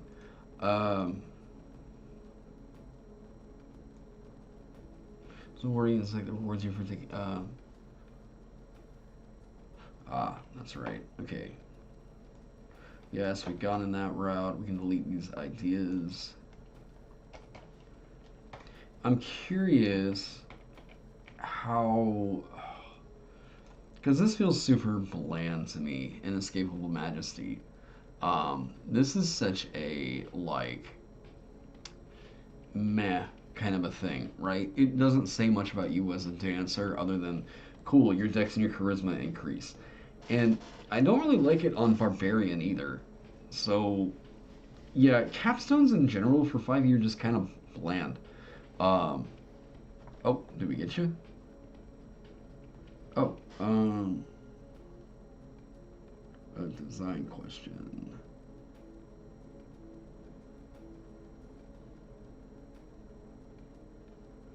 Ooh, okay.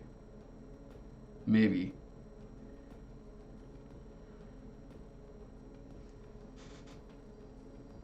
Maybe.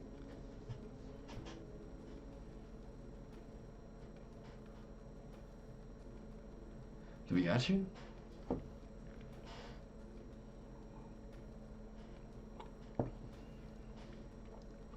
Awakening does have a few characters that are pretty one note though. Oh, I mean they all have one note characters.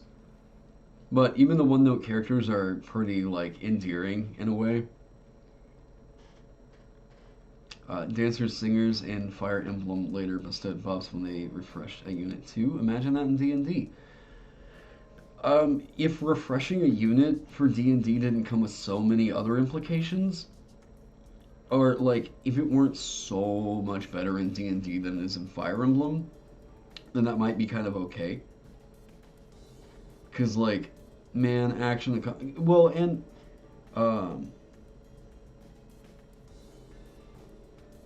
oh, okay. Uh, let me see here. Just wondering. Leave him a message. He's just feeling not super great. Yeah, I was curious what you think the lowest possible level it could possibly be to do the like Fire Emblem style like refresher for a dancer, where if one of your allies has already used their turn, you can use your like action to grant them maybe an additional just action. I don't know about an entire turn. That might not be something that they could do until like 20th level. Um, but I thought that this was at least something that was kind of a cool later level power boost.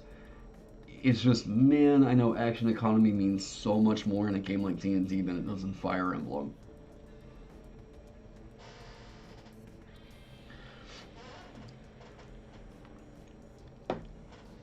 Yeah, Ross is also just. Um, Ross has been having a pretty hard time, so if you guys aren't supporting him on Patreon, go check his stuff out. Go check out some of his classes over on the DMs Guild. Ross is a brilliant designer, is a really good friend of the channel that's helped out a lot. So yeah, just go show Ross some love. I'm sure he'd appreciate if you've already picked up some of his stuff. Just go leave a review. Go just let him know you appreciate what he does. Yeah. Um, they granted avoidance buffs, so like evasion style stuff. Um, Ross is a badass. He even has he's already got the Walter White look going for him. Bald, beard, glasses.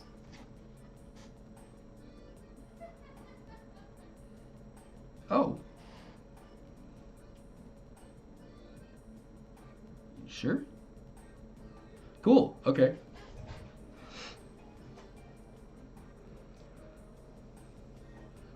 Hang on one sec. Tangent, has there been a new design space for something that takes both your action and bonus action? Not that I'm aware. I mean, at least not in any official capacity.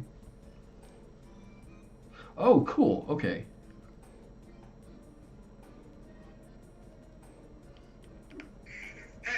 Hey, what's going on, Ross? Not much. Just hanging out on a Sunday night. Oh, yeah. Is it like freezing up there for you? Not terribly. We haven't really had snow here since last week. I mean, Oh, it's below freezing, so technically, but yeah, it was funny. I woke up and looked at my predicted weather for today, and the low was -0, and I was like, wait, what? We hit -0? That's a thing? I mean, as a math major, that's not a thing. But Yeah, right. okay. But so regarding this, like, it's kind of unavoidable. I think Fire Emblem probably did this character archetype the best out of any video game I've ever played. Um, It's and actually interesting because if you look at early Fire Emblems, like there's also a singer class that does this exact thing. yes, So it yes. hasn't actually always been the dancer in Fire Emblem, but yeah, continue. Sorry, I'm a Fire Emblem nut. Oh, Total yeah. nerd about that series. I love it. But yeah, I was kind of wondering, like, how. Because I know granting something an extra action, like if we look at the haste spell, the way that I'm looking at that is, okay, that's a third level spell, but it also grants, like, it also grants a few other benefits, not just it gets an additional action. Um, Yeah. so if I'm thinking about just like this is maybe you only grant it another action on its turn that can only be used to make either one attack or take its haste light. Um, So that's actually extremely similar to a mechanic that I designed. in what class? Um, so in Honor and Devotions, the collaboration project I did based on caricature and taking inspiration from real life Eastern cultures Oh, and practices, I wrote a fighter subclass called the Uruwashi, which basically means tactician in Japanese. okay. And it's also very heavily based on those concepts of Fire Emblem, and it's also very warlordy. And so I did balancing, and I did playtesting with it, and I actually gave it as a third level feature, where you can give up your action to give someone else the ability to take an attack as a reaction. Right. For all intents and purposes. And it actually worked out really nicely. And there's also other experimentation you can do, and that I have done, with giving even more possibilities to that. So the entire structure of the Uruwashi is that it gets the ability to give more and more actions as reaction. Okay. Such as being able to cast a cantrip, or doing various other things of that nature, or casting a spell. And it actually, the weird part is, if you're exchanging action economy for action economy, the balance is neutral. Right. So if you're using your own action to give someone like an action as a reaction, it tends to work out fine. Okay.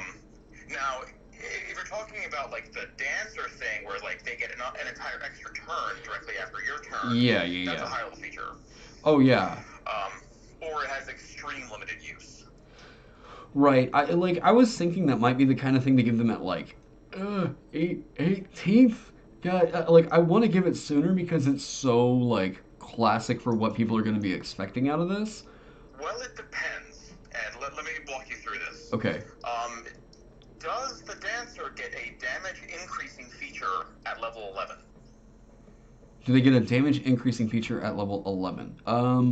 Not currently. I only have. Because every single class, at least one that's like designed with standard 5e conventions, gets a damage increase of some kind at level 11. Right. Paladin gets their Divine Smite improvement. Fighter gets an extra attack. Barbarian gets a rage damage bonus increase. Mm-hmm. Casters, of course, get their cantrip scales. Yeah. So if the dancer doesn't get anything of that nature, I think it might actually work at 5th. Like, if you're using your action to give a creature an extra turn immediately after yours, that's theoretically just a damage increase. I mean, you'd have to do testing, but I think it would be worth testing at that level. Huh. Okay. Okay, so yeah, because I had this thing with Step Up written to where you just change action economy for the current turn. You're not. Oh wait, is it really? Oh nice. It just started snowing really hard here. Oh, wow. Yeah, they had a thing, this Step Up feature. I don't know if you're on seeing my live stream right now or not, but Step Up is it doesn't give them an extra turn. It just changes their position in initiative to where they're going immediately after you. And I thought that was cool, but I've actually designed a mechanic around that too. Oh, have you? Okay. Yeah, the Yojimbo class in also in Honor and Devotions, it has a stance that increases their initiative by 10 next round. Okay. Okay. I need to, yeah, I need to take a closer look at this book. I mean, good lord, the artwork in this is awesome. David Adams and I had so much fun designing Honor and Devotions. Yeah, this is like, yeah, wow. We had so much custom artwork done by Daniel Commercy too, which this actually predates my work with Benjamin on the Complete Handbook series. Oh, and right on. Eagle-eyed people on the Complete Handbooks will know that Daniel Commercy actually did all the covers. Yeah. For the books of that series.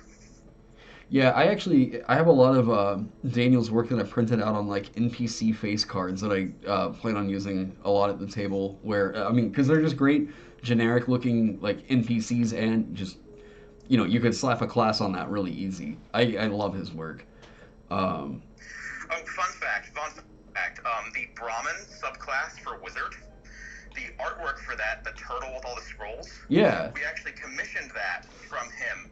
But when we did commissions with Daniel Commercy for Honor and Devotions, David Adams and I, we left it so that he could sell the work outside.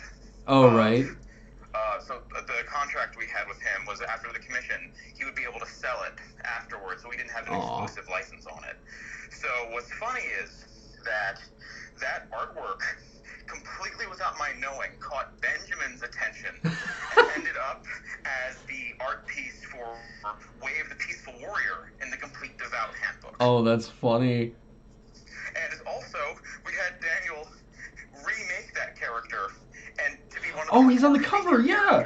On the cover of the Complete Devout Handbook. That's right, that's funny. Oh, man. So I had no part in choosing that artwork. Benjamin found it. I'm like, oh my god, I commissioned that. Right. Oh, the Kitsunitsuki, goblin that he has.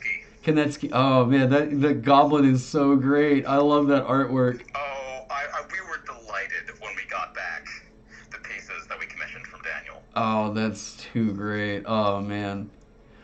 Okay, well, all right. So that gives me a lot to think about. Yeah, because I want that to be really core to them. I thought about just giving them. They're gonna need unarmored movement. I can just tell at second level. I keep fighting myself about whether or not they should get that. Okay, unarmored movement, and then yeah, I think I'd feel comfortable just giving them their subclass at third, and then giving them that Fire Emblem like, resorting of the action economy. Scrunth. It's called Honor and Devotions. It's by Outlandish Adventure Productions on the DM's Guild. Tell them to search either Ross Leiser or David Gene Adams, or if you just type in Honor and Devotions in the search bar, it'll come up. Yeah. I'm gonna copy a link over to it over in my chat. Okay, yeah. So if I do that resorting, I actually think I like that a lot more because it gives me something else to give them at second level. Their third level isn't so clunky, and then I think it just clears up their fifth level so much to just yeah. Okay, I like that a lot more. I do. Okay, so you think fifth level? Don't give them anything to increase. Like, I don't really want to give them anything to increase damage output. I want this to be such a debuff positioning kind of a subclass or a class. So yeah, I've become increasingly a fan of scaling damage in very indirect ways. Yeah. Like when I was designing the accursed subclasses, like unless the subclass demanded it, I tried not to give the extra attack feature. Right. Because I wanted them to have like their own feel. Right. So indirect damage increase of, oh yeah, giving an ally who might have a really good weapon the ability to deal extra damage right. is an indirect way of scaling your own damage. Yeah. That's been my thought is like, I don't want you to get any extra damage. I want you to be able to help out your allies in getting the extra damage as just a base class feature. And I think that that's letting me like develop what's fun about the Dancer right now is that there's so many things to build subclasses off of. And you have all the different dance styles and just different types of music you could go with. I'm real happy with where it currently is. I'm gonna keep getting to work at this. I'm gonna take a real quick break, but everybody that's currently in the chat, no, I'm talking with Ross Leiser of Outlandish Adventure Productions. Helped out on, we collaborated on Legends of Frozenfar. And, oh god, you've worked on the Complete Handbook series with Benjamin Huffman. You've written how many classes now? 8 published and 9 in the editing phase. 9 in the editing phase, god. Oh. Well, yeah, real good friend of the channel. Hey, Russ, thank you so much for your help. I'm already feeling a lot better about this, and I think I'm going to go forth with those kinds of edits after we get back from this break. But, yeah, thank you so much for showing up. One final thing before I go, just because if you're really taking that much inspiration from the Fire Emblem class, Dancer, I'm not sure if you are aware, but a lot of them at like later levels when you get class mastery in 3 houses gets this ability that when you dance to give someone an extra like turn during the same turn, they also get a whole bunch of buffs. Yeah. That could be a really interesting later level feature. Not sure if you already have that. Well, it's gonna be kind of reverse engineered in that way, where what I think I want to do with the Dancer is whenever you use a flare, you can allow a creature to then make a, whatever. Like, you're going to use that flare, and then you can do the Fire Emblem refresh their turn kind of a thing. If that makes sense. I'd have to see it when it's in a more complete form, just to like wrap my head around the interaction. But I think that could work. Yeah, it's basically the same kind of thought. It's just flipped. Yeah, I need to. I haven't played Three Houses yet. You're about like the 10th person that's told me I need to play it. So. I mean, I'm only in the middle of my third playthrough, planning a fourth because there's 4 storylines. Is it okay? Because Fire Emblem Awakening is one of my all-time favorite games. Do you think it holds up to Fire Emblem? I adored Fire Emblem Awakening. Yeah. I could not stand Fates. I hated that game. Okay. I thought it was okay. I thought it was an all right game, but. I bought both versions because I'm the guy that whenever a new Pokemon game comes out, I buy both. Yeah. Oh yeah. Yeah. And then I never finished either of them. Really? Fire Emblem Fates, and I never bothered to pick up the DLC third playthrough, just because like I didn't like any of the characters. Wow. Okay. I thought it was well. Okay. I mean, I guess Corrin is the only one I kind of. Well, wait. Yeah, Corrin's the only one I can think of right now. Okay, well, yeah, all right. Then. Awakening is so good, but Three Houses is spectacular. Okay. The Black Eagles, Edelgard route, and the Golden Deer playthrough in particular, I think, are just outstanding. Okay. From a story and character perspective. Oh, all right. Okay, you've convinced me. At some point in the next month, I will pick it up. I will. Hey, it gives me something to do while I'm stuck in here with all the snow, so. And just another thing, like, never has Fire Emblem given you more choice when it comes to upgrading, like what weapons and classes your characters can be.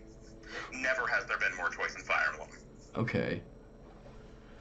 And it's so satisfying being like, especially on later playthroughs when you have a character, you're like, you weren't the greatest when I turned you into this class, so let's test you on this one. And you're like, oh, you're really good in this one. Right, awesome. Right.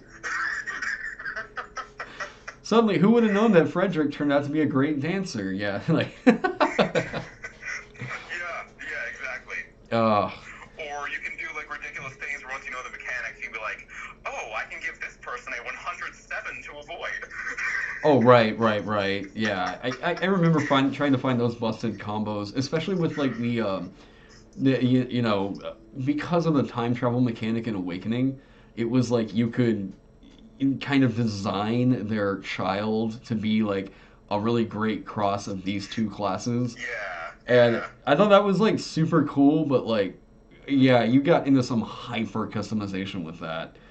But I will also say this, in my opinion, Three Houses has the best New Game Plus experience of any Fire Emblem I've ever played.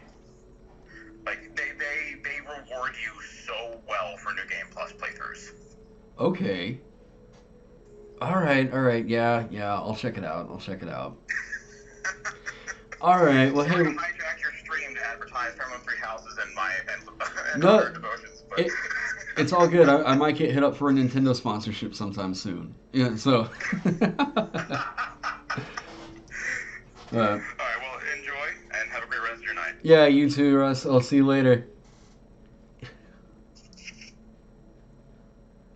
Oh, Ross is just a great guy. Alright, cool. So, that gives you an idea to go forward with. I'm going to take a quick, about 10-minute break. We're going to come back, clean up some of this with some of Ross's input, which I'm excited to see what happens with it. I think it might give us the foundation to move forward with everything else. So, yeah, break, like I said, about 10 minutes, and then we'll be back.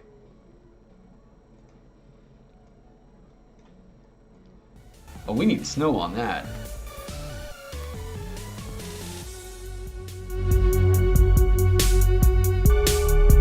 Come on. How do we put snow on there? Wait. Do that. Come over here. It's snowing! Darken that. Right? Oh, that's too dark.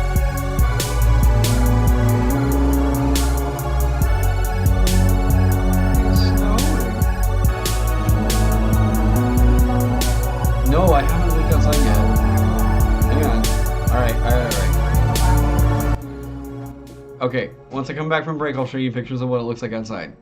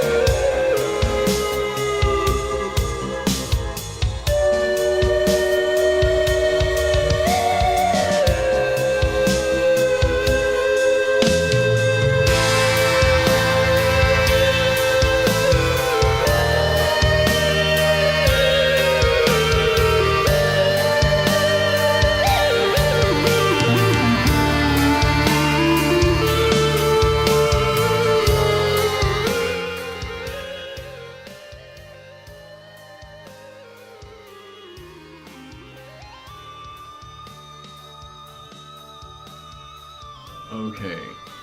You guys gotta see this. It is, it currently feels like it is, what they say, -10? Is it -10, right, Amanda? Is it -10? Yeah, it feels like -10 is 7. This is insane. I know. We never see this much snow. Never get this much snow. The last time they said something about. Oh, yeah, that mic is on. Oh yeah, I was talking in the video. I don't know. Oh no, you're fine. Oh, okay. God. Yeah, I was like kind of sort of explaining, kind of. Oh, were you? In the military, Oh. they started using their phones to see when they're. Oh wait. You can see all the snow coming down in front of me. I've just been out just a few seconds, and you can already see how much is collected on top of me. We never get this much snow.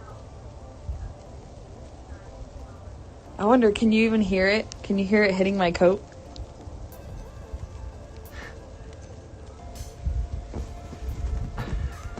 Thankfully, it's not too windy, because it is freezing out here. It is so cold. Yeah, Oklahoma, it never. But, yeah. Like, this doesn't look. I mean, like, a lot of you all that are probably, northeast, probably don't see this and it's like, whatever. We haven't gotten the snow quite like this and an ice this hard in a long, long time. Like, yeah, there's my truck. Like, this is just insane. Oh yeah, anyone up north is cracking up. Oh yeah, no, for sure. I'm sure everyone in New York and Yeah, my mom's from Philly, and she's like, give me a break. Well, it is. They said what? It's 7 degrees outside, but ice here, so that's different. yeah. The ice here is different because it's so like just muggy all the time. The humidity here is like so much worse.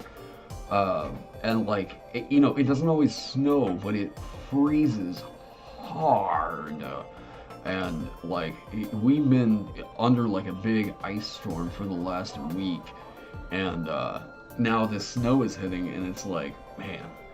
But the weather, my app says it's 7 degrees outside, but it feels like -10. Yeah. Let's see here. Oh, come on. Yeah, you guys can see that. Yeah, 7 degrees. It's nuts. 100% chance of snow for the next 6 hours. Oh, it's, yeah.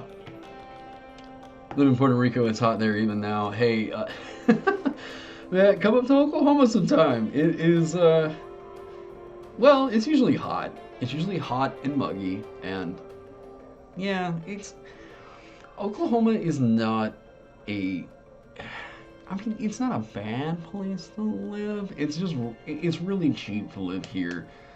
If you live in the cities, it's not a bad place to live. Okay, there we go. So, Ross's suggestions on the dancer. Let's go over here. Ross's suggestions on the dancer were, and I'm of the opinion that yes, it's time to just break down and give them unarmored movement. They're gonna need that. Because that's going to be... It's not really a class resource, but they're so movement-based, it just makes zero sense for them not to get something like that. We can remove Step Up and Quicken Step. Quicken Step is just going to become Step Up.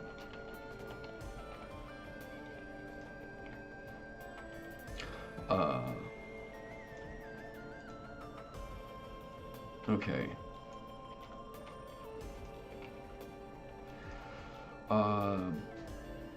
When you use a flare that targets a friendly creature that is active this round, creature to take its action.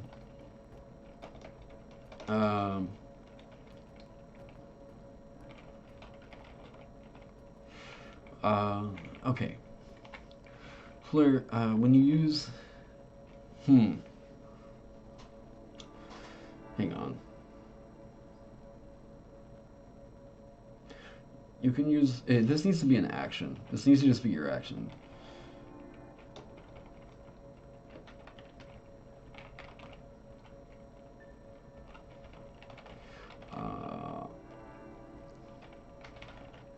Allow a... Sure. Let's say this. Allow an ally within 5 feet you after you move.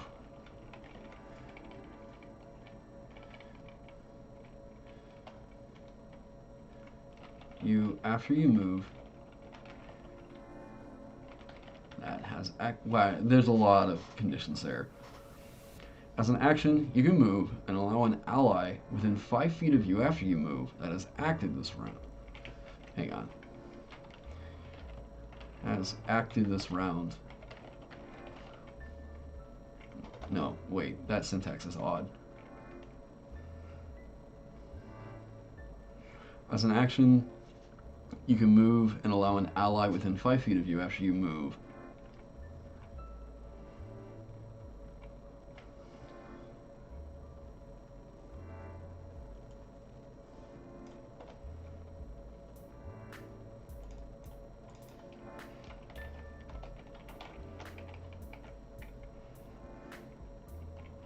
As an action, you can move and allow an ally within 5 feet of you after you move that has acted this round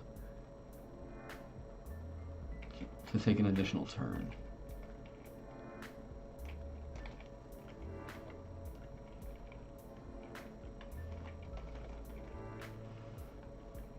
As an action, you can move and allow an ally within 5 feet of you after you move that has acted this round to take an additional turn immediately after your turn.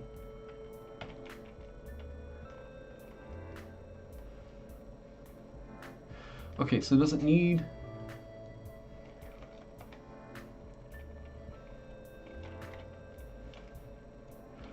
Okay, as an action, you can move and allow an ally within 5 feet of you after you move to take an additional turn immediately after your turn.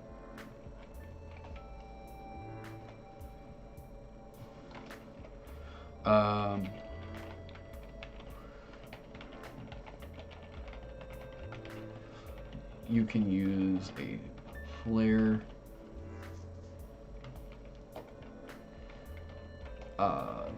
Wait.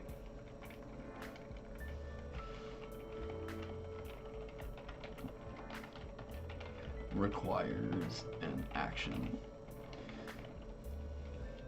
The ally gains the benefits of the flare.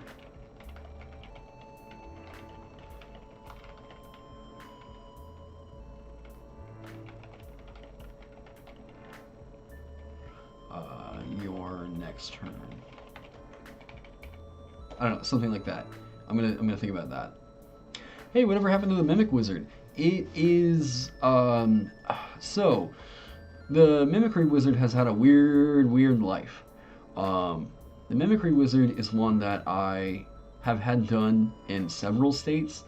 I had submitted it to be put into Tasha's Crucible of Everything Else, and it hit a point where what I wanted to kind of do was, after the project lead on that said that Mimicry Wizard was going to, that Tasha's Cauldron of Everything, or Tasha's Crucible of Everything Else was going to be split into 2 volumes. They had decided to hold off on that one until the second volume. Now that the first volume of it's been out and it's sold really well, I think a lot of the hype from Tasha's has died down, and everyone was kind of waiting to hear what was going to happen with that, with volume 2.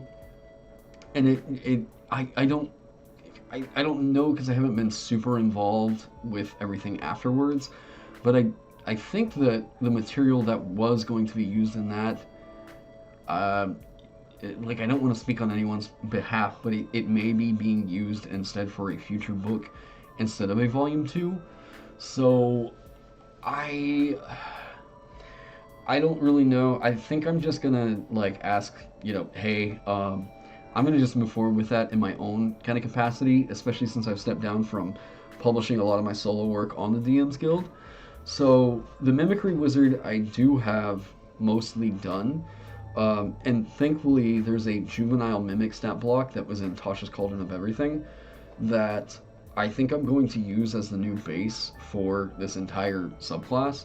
So the Mimicry Wizard is one that I think I'm going to touch on in a later live stream because I think it's time to give it another look, and I just love that subclass concept so much. It's a subclass that I really want to involve in Loenza whenever I get that world back up and going again, and it even makes sense in the Forgotten Realms. Like looking at the lore for that thing, it super makes sense as a wizard sort of a study. If you look into the lore of mimics, it's really really interesting. There's some articles by Ed Greenwood out there that like I used as supporting documentation for why I was like, this subclass makes sense. Let's make it a subclass. I think it'd be a really fun villain kind of a subclass to run. So, but yes, it is. It does still exist. It is still a thing. I do intend on finishing it. It's just gotten kind of slapped on a pile on my desk alongside about 20 other things. Alright, it doesn't need the 9th level boost. It just needs to get this.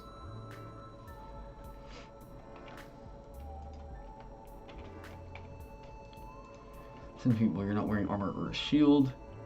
Certain dancer levels. In the dancer table. Bam.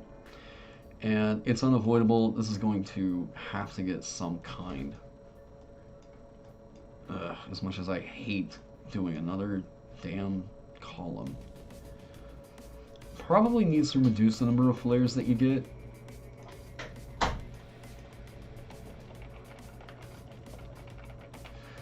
And then that's gonna require... Do I really have to make this big clunky column? Oh, come on. Oh god, that takes up so much space for such a nothing feature. I like to try and avoid writing features that are going to require a column in their like class table. It's the layout artist in me that just sees that and cringes. Because you want that stuff to be clean. You want it to be pretty. That's an M dash, right? Fine.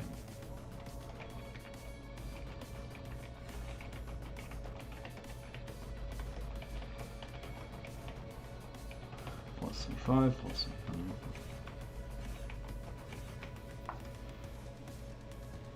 Oh. That. Oh, dang it, come on, is this gonna be a whole... Does it have to be a 2-column damn table? Okay, hang on. Move you out.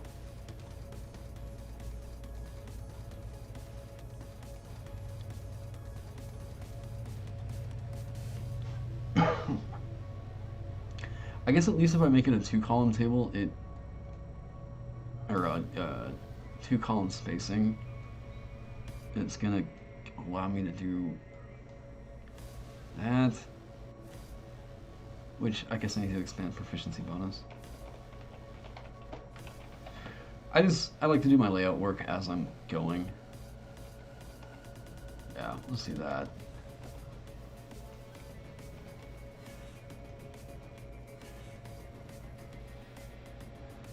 +30 +30 +30.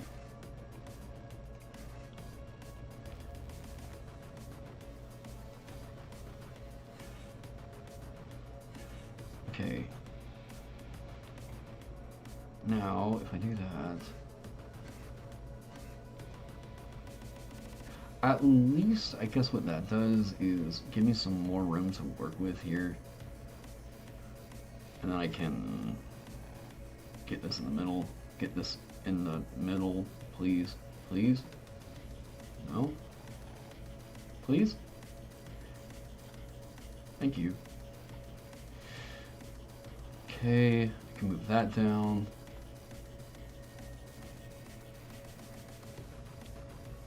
Okay.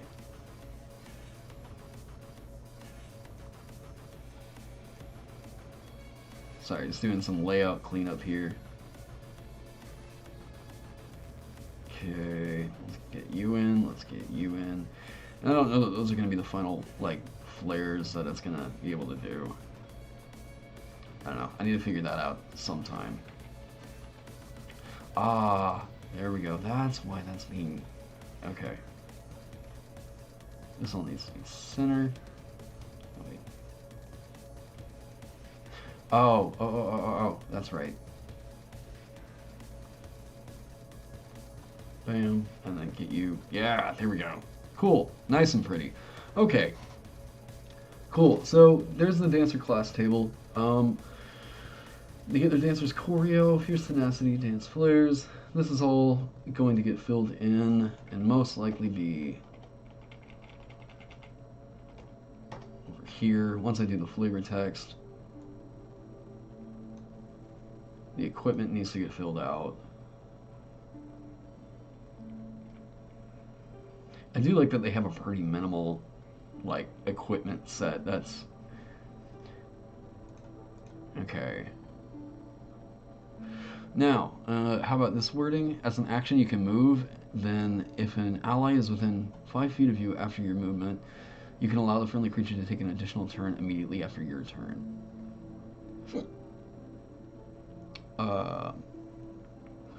Well, and I do like that wording. I think that syntax makes a lot more sense. Ooh. Sorry, it's my favorite song from the Dark Souls soundtrack.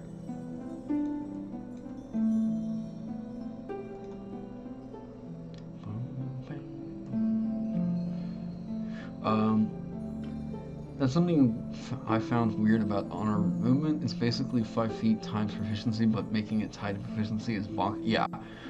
And that was something that I had considered doing initially, but like rewarding somebody something that like improves as you gain levels as opposed to gain levels in that class is just, it's something I really try to avoid. That can become so nuts. Why is that? Okay.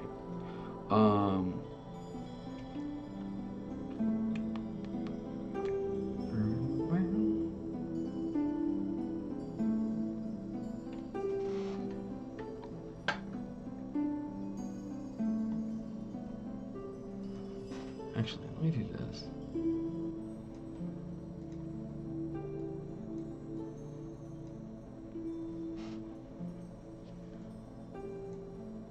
There we go. Okay. So they're gonna get their dancers choreo. I do like this idea that Ross proposed. I do like how minimal we're getting here. Like, I love simple, easy, like, if I could possibly condense this down into just, like, taking up a single column and, like, all of the different features you can, clean up to... The tinier you can make a class table, I think the better the design. I really think if you can bring this down a little bit, like, spellcasting is something I try to hesitate to put onto a homebrew class. I usually feel like, and I like Rogue Watson's comment on that, where spellcasting seems like the kind of thing that you threw on a class because you weren't really sure how to give it any other features. And that usually to me hints that the identity of the class isn't really well thought out. And it's not that spellcasting means a bad homebrew or anything like that at all, or a bad class. I think we all know that spellcasting is amazing. And and it's very narratively strong for what it can mean for your character. But I think if you're doing something like this dancer, and you're struggling to come up with a reason why it should get magic, then it's probably not a great reason to just throw spellcasting on there, you know? So yeah, I'm gonna try to avoid that as much as possible. And I think with the dance flares, we have something that feels very unique, and it's still using that, you know, you get a special kind of action. Your movement isn't going to provoke opportunity attacks. You get to beef up your buddies. And then with step up is going to be, you are trying to like energize your allies. And then bam, they get that. And that feels very cool. Don't Stop Me Now. I'm trying to remember what that one was. Ah, that's right.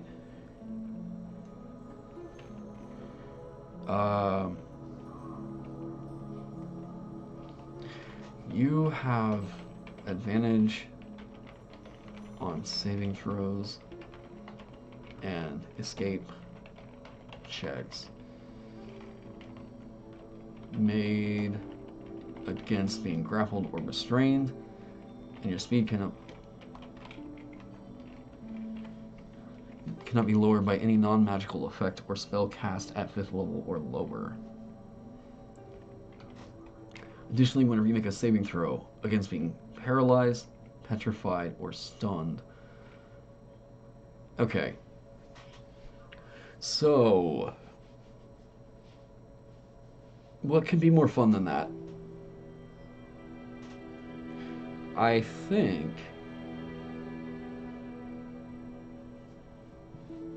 Okay, hang on.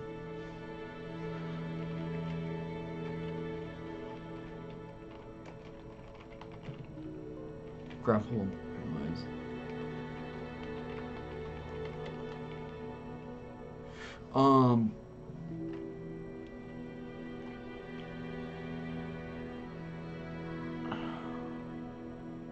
Let me think about this. You know, Firelink Shrine is a beautiful piece. Okay, so what is rough about this is this is a very wordy feature to just do a pretty simple thing. And I think that this effect right here just needs to go away.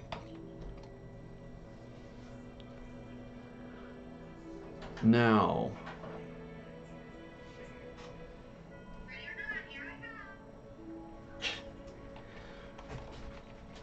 whenever you make a saving throw against being grappled, paralyzed, petrified, restrained, or stunned, you can make a dexterity or charisma saving throw, your choice, in place of the saving throw called for in the effect. I already think that that's really remarkable. That's super, super good. It doesn't step on Monk's territory. Like, this is pretty nice. That's a lot of conditions that you're getting what is effectively like, I mean, you can choose to make a strong save against that, you know. I do, but I think that this needs to be at 7th level. And evasion makes sense. But,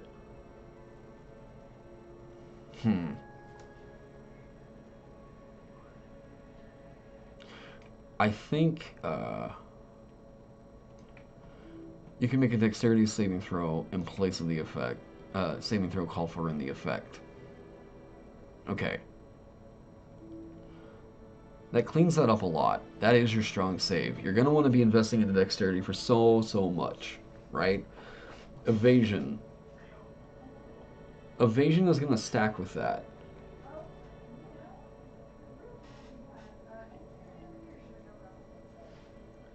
Let me see. If I moved at the 7th level, it's going to clear up some of the budget because they get their Dancer's Choreo feature. Yeah, what's up? Do you have my headset in here? I believe I do. Sweet. Neil is gonna go help me with math. Oh, cool. Yeah. So be thankful, nerds, that you don't have to go do math right now. I'd much rather be doing homework. Hey, there's plenty of people in this stream that are still in college. May the odds be ever in your favor. Good luck. Hey. Alright, cool. If we do that, and I'm just looking at layout work right now. Do that, right? Right? Oh, how much can I clean this up? I want this to be a one column class so bad. Get.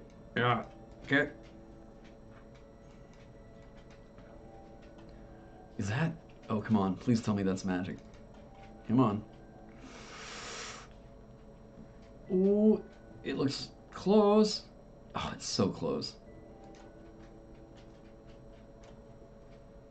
I mean, it might work. Come on. Give me. Nope.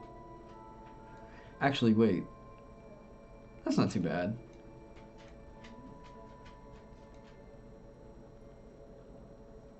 Can I move that in at all? No, that's gonna... I know it's super entertaining watching me do layout work, but it does make a difference. Oh, okay, cool. Very clean, very nice. That is super satisfying. Love that. Keeping that. Okay. It's almost worth it just to keep Don't Stop Me Now at 7th level and just to keep this clean. Okay. I don't know. Should they get their Dancers Choreo feature at 11th level? Maybe. I don't know. I'll keep that in mind. Okay, so what do we currently have? Like, if we're looking at the overall structure of what's happening with the dancer. Let me get an idea. Let me look real quick at the monk. And then we'll come back and take a look. Monk has 0 dead levels. At all. Okay, and then the only reason my bard has some dead levels is because they're a spellcaster. Okay, so this means you get Break a Leg. I really like Break a Leg. Dance Flares, you get your Dance Flares. Those are definitely staying. Let's move this over here. Oh. Cool. Oh, it's so satisfying whenever you can get layout work to really, really clean up. Okay, I'll mess with that later.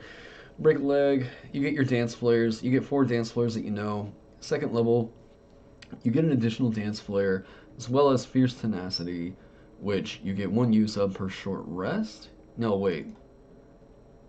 Fierce Tenacity because this was just temporary hit points.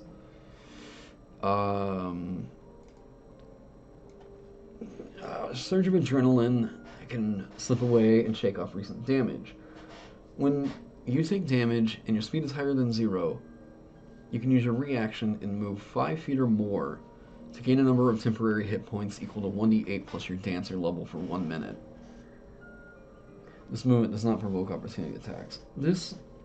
It wants so bad to be a flare, but the whole reason I'm stuck on keeping this as a core class feature is because we all know that this is basically just rebranded Second Wind. But I mean, they're not permanent. And do I want to keep it to where this is just a thing that you always have access to something you can do?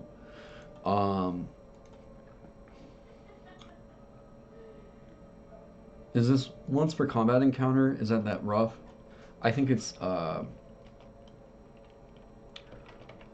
once you use this feature.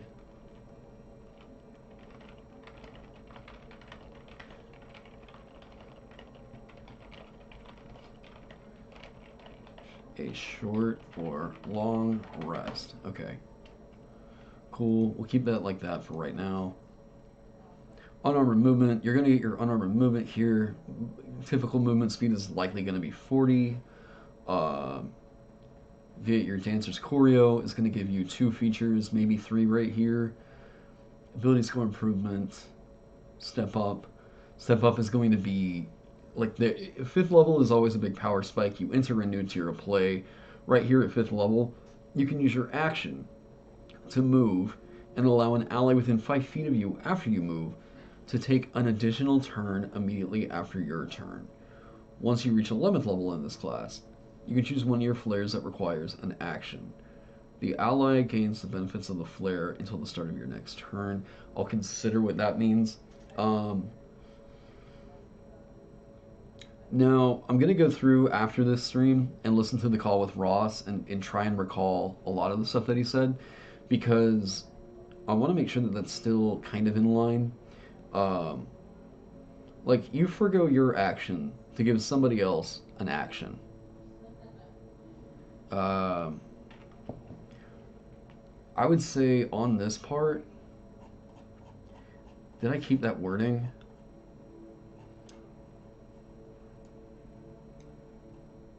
No. I did somewhere, I believe. Yeah, okay.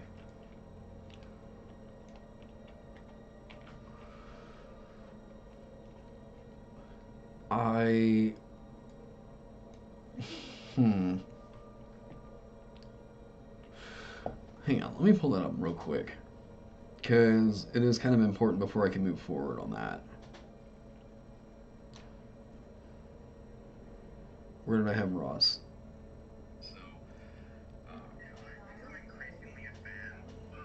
Okay.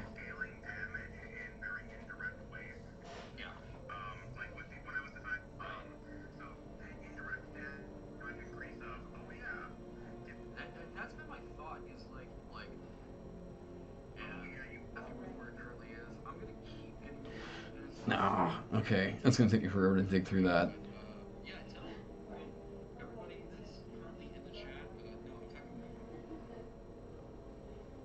Okay, well,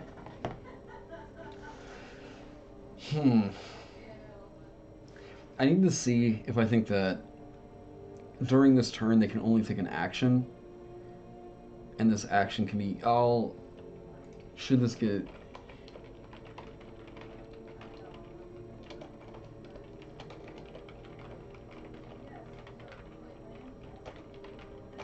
Wow.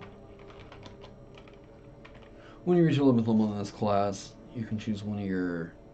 Because that would give me a way to improve it, right? They get an action during that turn. They can only use that action. During the turn...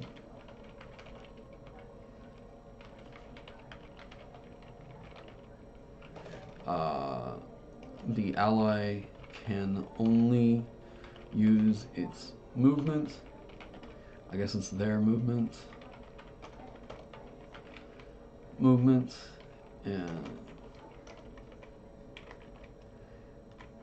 how about this? An action and their movement.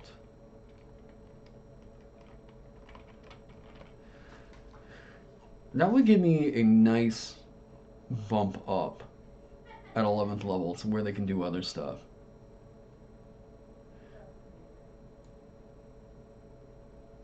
That action can be used only to take the attack, dash, disengage, or use an object action. But it wouldn't be able to help out spellcasters. I know that that's been a kind of gripe. But if you are forgoing your action, I'm thinking, okay, you as a dancer are like kind of making it to where if you had a party of 2 warlocks, it's not any more insane to be able to use Eldritch Blast twice in the action economy than for this dancer to forgo their action to allow the warlock to use Eldritch Blast twice. Oh, hang on one second. Close that door. So, the overall damage output of the party is going to actually be made about the same as if you had just rolled up another warlock and added that to the party, or another fighter, or another whatever. So I think that the overall damage output of the party is not made any more insane. Now,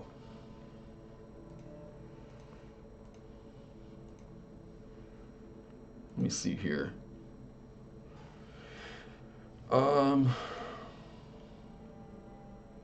During the additional turn.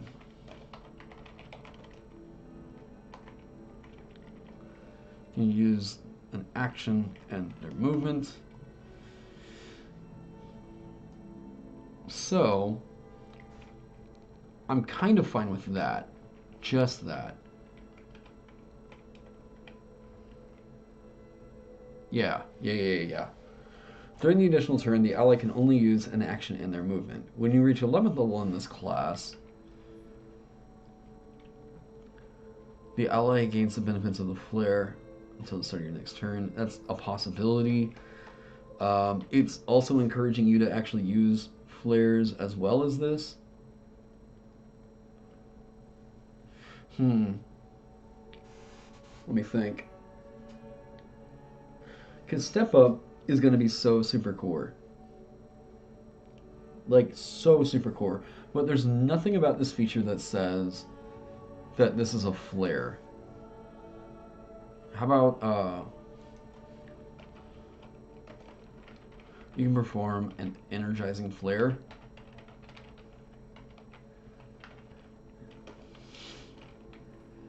How about this? You can perform an energizing, sure. I'm going to come up with a better word for that. Energizing flare as an action.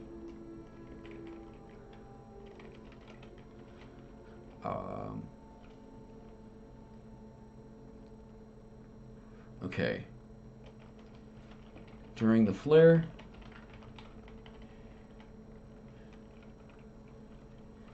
you can move and allow an ally within 5 feet of you after you move to take an additional turn immediately after your turn. Now, okay.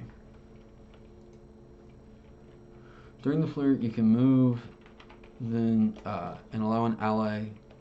I think it needs to have this. During the flare, you can move. After your move,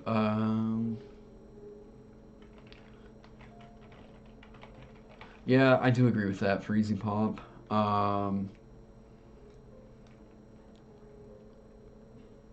Move and allow an ally within 5 feet of you after your movement to take an additional turn immediately after your turn. Yes, okay. During the additional turn, the ally can only use an action and their movement. So it doesn't allow you to use a bonus action. It doesn't allow them to use a bonus action during that movement, which is a pretty nice, a pretty nice way to keep that a little bit in check. And then maybe at a later level, you can allow them to use a bonus action. Like, they just get a whole new turn. Maybe. I'll see what Ross thinks about that wording of it. Yeah, I think that's... Yeah, we don't want to nerf that any harder, because then it's going to feel like the only people you're going to use this on is going to be your marshals. Spellcasters can still do some pretty crazy stuff, sure, but, like, if you had just rolled up another spellcaster, then, like, your damage output is going to stay relatively the same. So that's kind of my thought here, is there any reason why you'd want to do this dancer over a different class option, right? So the dancer is going to be, I want to make all of my buddies like even stronger, because that's going to make me feel stronger, right? All of us that have ever played the support mindset definitely know that philosophy of like, my allies are made better just by the way of me being here. So you get a lot of rewarding feelings, I guess you can say, out of playing that. There's a very good response you get from that. So maybe this part of this, I don't know.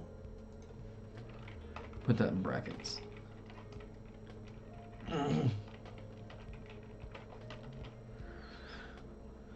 Don't Stop Me Now, 7th level. Is it not that graceful to keep it at 7th? I don't know, maybe.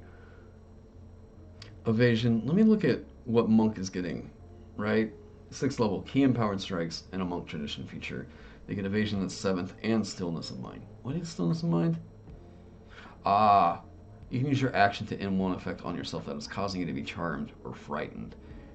I like the resistance kind of thing that we have.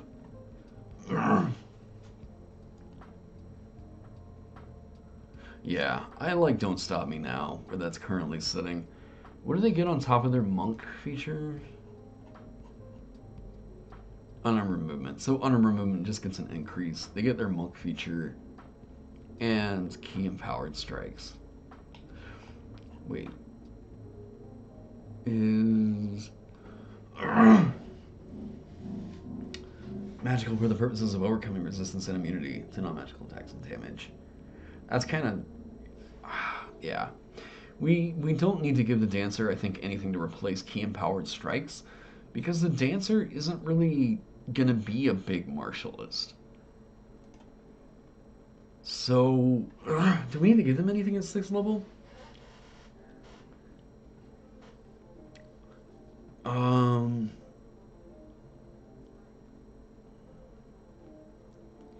don't know. What would we throw on top of that? What's Benjamin doing with Pugilist at 6th level? Moxie Fueled Fists, and then their Fight Club improvement. Okay. Yeah, I think that's okay. And then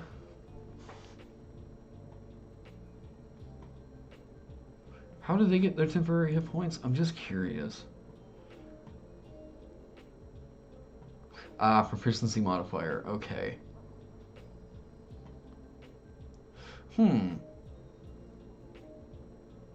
I do like that. That you can use your reaction after you get hit to gain temporary hit points equal to...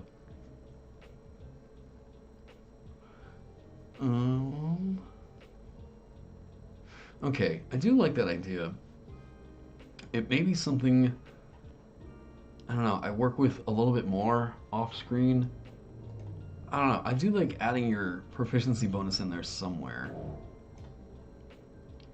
Because I think Dancer level is just a little bit too much to get on demand.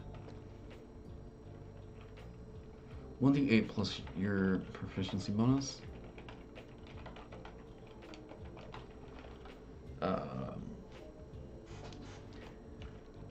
What, charisma modifier or constitution? Because they're not going to be really investing into their constitution modifier.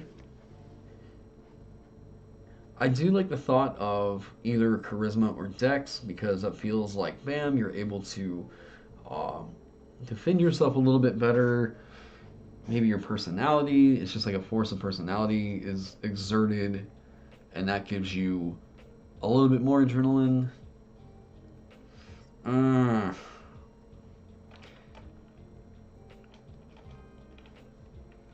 Okay. What if I do 1d8 plus half your Dancer level?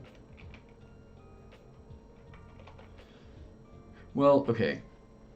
I got a thought on this. So, they're getting this as a reaction. Now, this is a reaction where I'm trying to weigh this against having just reviewed the Celestial Warlock. The Celestial has their Celestial Resilience. Warlock level plus your Charisma modifier. And they're able to get whenever you finish a short or long rest. What I always think that this means is that you are effectively always going to have these hit points and these temporary hit points in like most combat scenarios. So, and you can dish these out, like choose up to 5 creatures you can see at the end of the rest, and they each gain temporary hit points equal to half your Warlock level plus your Charisma modifier. That is so good. It is so scary good. It is level 10, which I don't think that I don't think that getting access to that many temporary hit points is all that big of a deal as a short or long rest like cooldown. Amelia, what are you doing? You gonna say hi to stream? No? Oh, you not feeling good? Um. Oh, I don't know. It is. It affects more people than you. Um, I equate this to false life. So,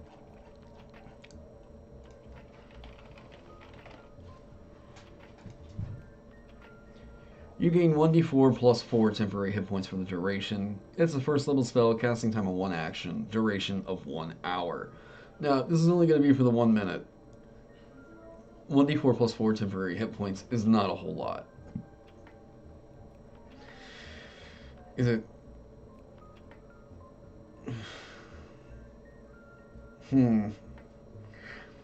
Yeah, it is only on yourself. It's a casting time of 1 freaking action, though. That is so rough. 1d4 is... Okay, so 2.5 plus 4. So we can say that this is going to be an average of 6.5. 1d8 is 4.5. If we say 1d8 plus your proficiency bonus, then that's going to put it on par with False Life as a reaction that you can only take after you take damage. That's still really good, and it lasts for a minute.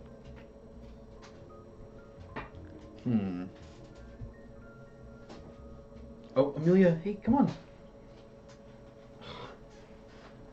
Did you scare her? Hey, come here, come on.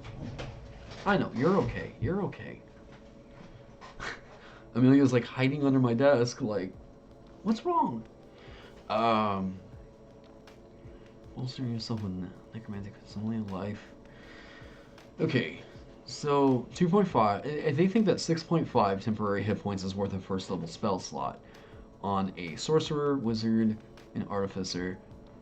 They can do this twice, and then they have to finish a long rest before they can do it again, is effectively what I'm thinking of. But, oh god, man, that's a bad. This is a rough call. So, I think that it's probably okay, but it isn't tied into a resource other than a condition, in that you have to use your reaction after something hits you, so you would have already lost some hit points to do this. I don't know, what do you guys think? Like,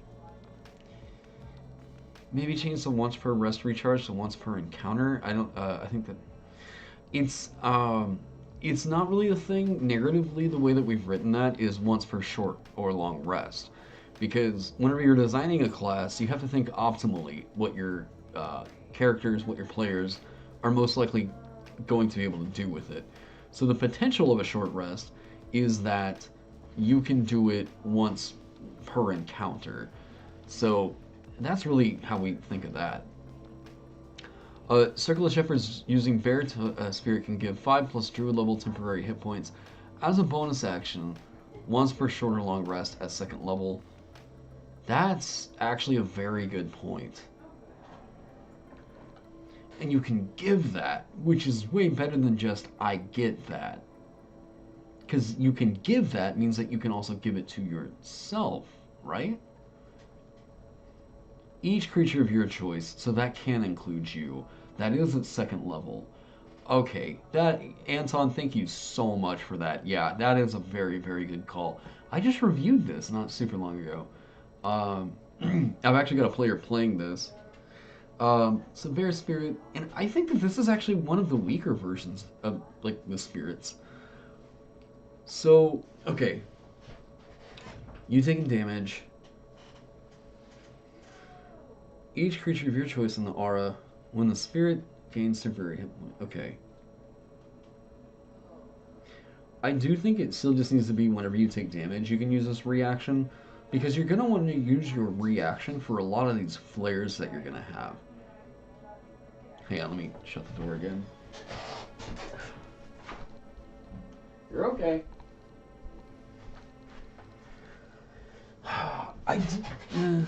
Okay.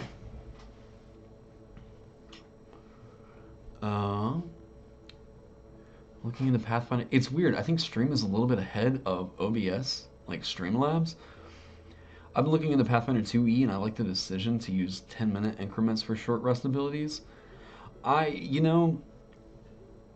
would agree with that because I think that that's where, like, man, Pathfinders has so many things that I'd like to pull from it. It really does.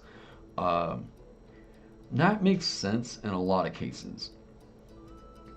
I can't think of, like, really what is 10 minutes doing that an hour isn't doing, you know, or what is an hour doing that 10 minutes isn't doing? Is it more like, well, they might have a random encounter, they might have more than one encounter, and it's like,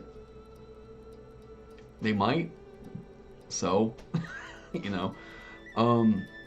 My only argument against that is that there are some spells that have a duration of 1 hour that are remarkably good, that are so good for, like, Warlock, that if you make it a duration, or if you make the short rest duration 10 minutes, starts to look a little like, okay, this might be, let's reel this back, because they have out of combat implications. So I think Bear Spirit is a really good basis to go off of for this. Each creature of your choice, so this could just be for you, as a reaction, whenever you take damage, you can do this. I want to put it, all right. Trigger when rolling for initiative. The idea, the only reason why I wouldn't want to do that, because it's cool. That's cool, no lie. I think what this should be is just a bonus action. No reaction. You can use your bonus action, because they don't really have much of anything else to do with their bonus action.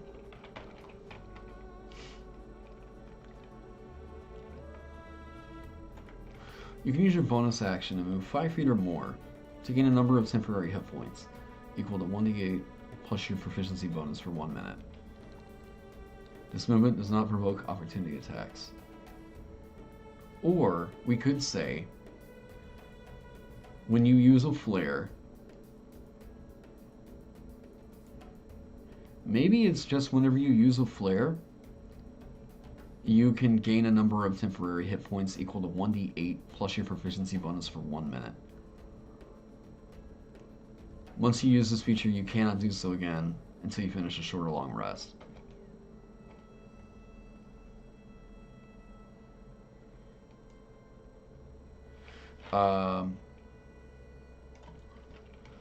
When you use a flare, you can choose to gain a number of temporary hit points equal to 1d8 plus your proficiency bonus for 1 minute.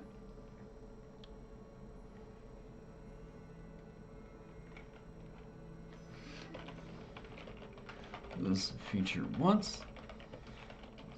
Regain use of it when you finish a short or long rest at probably 9th level. Use this feature twice. Something like that.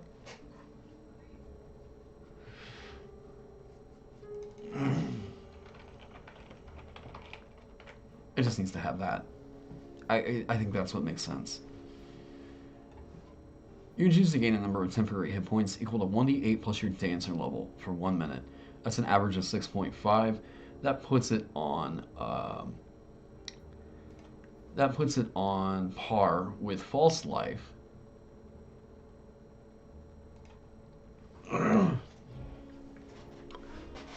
Cap on movement? Oh, you're saying that it should have a cap on its movement. Right. And that was a thing that I was kind of,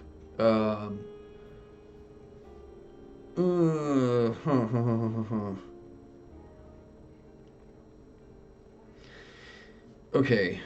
It's like, this is a flare. It is a flare, but it feels like it needs to be on every dancer. But it is totally a flare. Let me see the wording on Second Wind. And then my throat's getting a little bit raw, so I think I may call it after I take a look at Second Wind.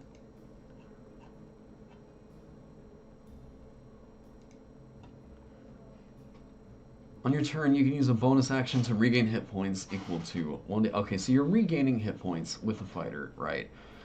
You must finish a short or long rest before you can use it again. Okay, so this is a bonus action to gain temporary hit points.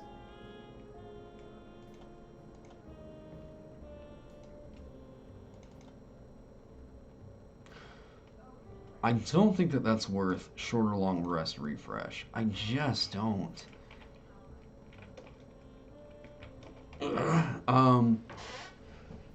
So when you use a flare, you can choose to gain a number of temporary hit points equal to 1d8 plus your dancer level for 1 minute. Is a max of 24.5. Right now, it is going to be about an average of 6.5. It's going to make you nice and tanky. Oh, man. I do think that this needs to be, when you use a flare that requires a reaction.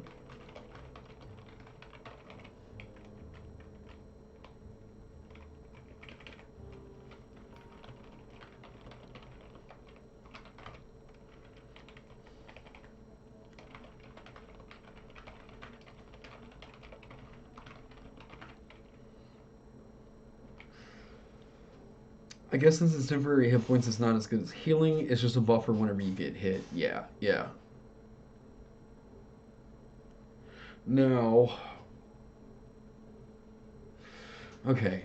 Yeah, I think I'm going to play with that a little bit more off camera. Yeah, it's 3.5 hour stream, kind of talking about this. I am probably going to pop off of here and just kind of go enjoy the rest of my nights with coffee and snow. Got some other real life stuff I got to get caught up on, but very fun stream. Thank you all for being here, keeping me company while it's cold and miserable outside. If you're new to the channel, haven't seen a lot of my content yet, why not go check out some of my other videos and subscribe if you haven't already. Psycho, hey, thank you so much for being here. We'll see you later, man. Probably see you over in Discord. What program am I using to write my class stuff down in? This is all in Adobe InDesign. If you have an Adobe subscription, like for Photoshop, or like I had to get it from Premiere Pro, you get InDesign as a part of it. There's a bit of a learning curve to it, and I may make learning InDesign kind of a video at some point. But it's a very, very big topic. I spent like 3 years in college doing graphic design, so that's where I got my InDesign knowledge. So, oh, Michael, it's all cool. I appreciate you being here. Anyways, yeah. If you have any questions, feel free to leave them down in the comments. I'll try to get to them as I can. Thank you to all of my Patreon sponsors for helping me keep the lights on around here, helping me get... Oh, wait, let's do another... Wait, do we got a cool setting we can end this out on?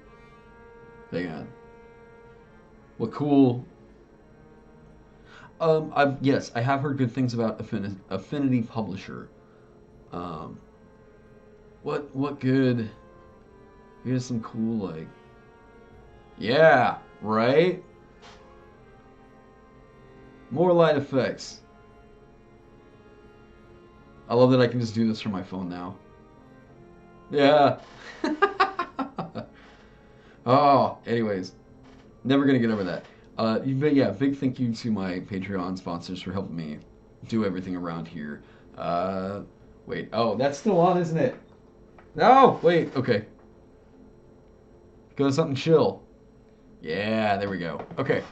So, yeah, big thank you to all my Patreon sponsors. Thank you all for being here so much. Everybody, try and stay warm out there. It is super, super damn cold. I know here in Oklahoma. I can only imagine what it's like in other places of the country. So, please stay safe, stay healthy, stay warm,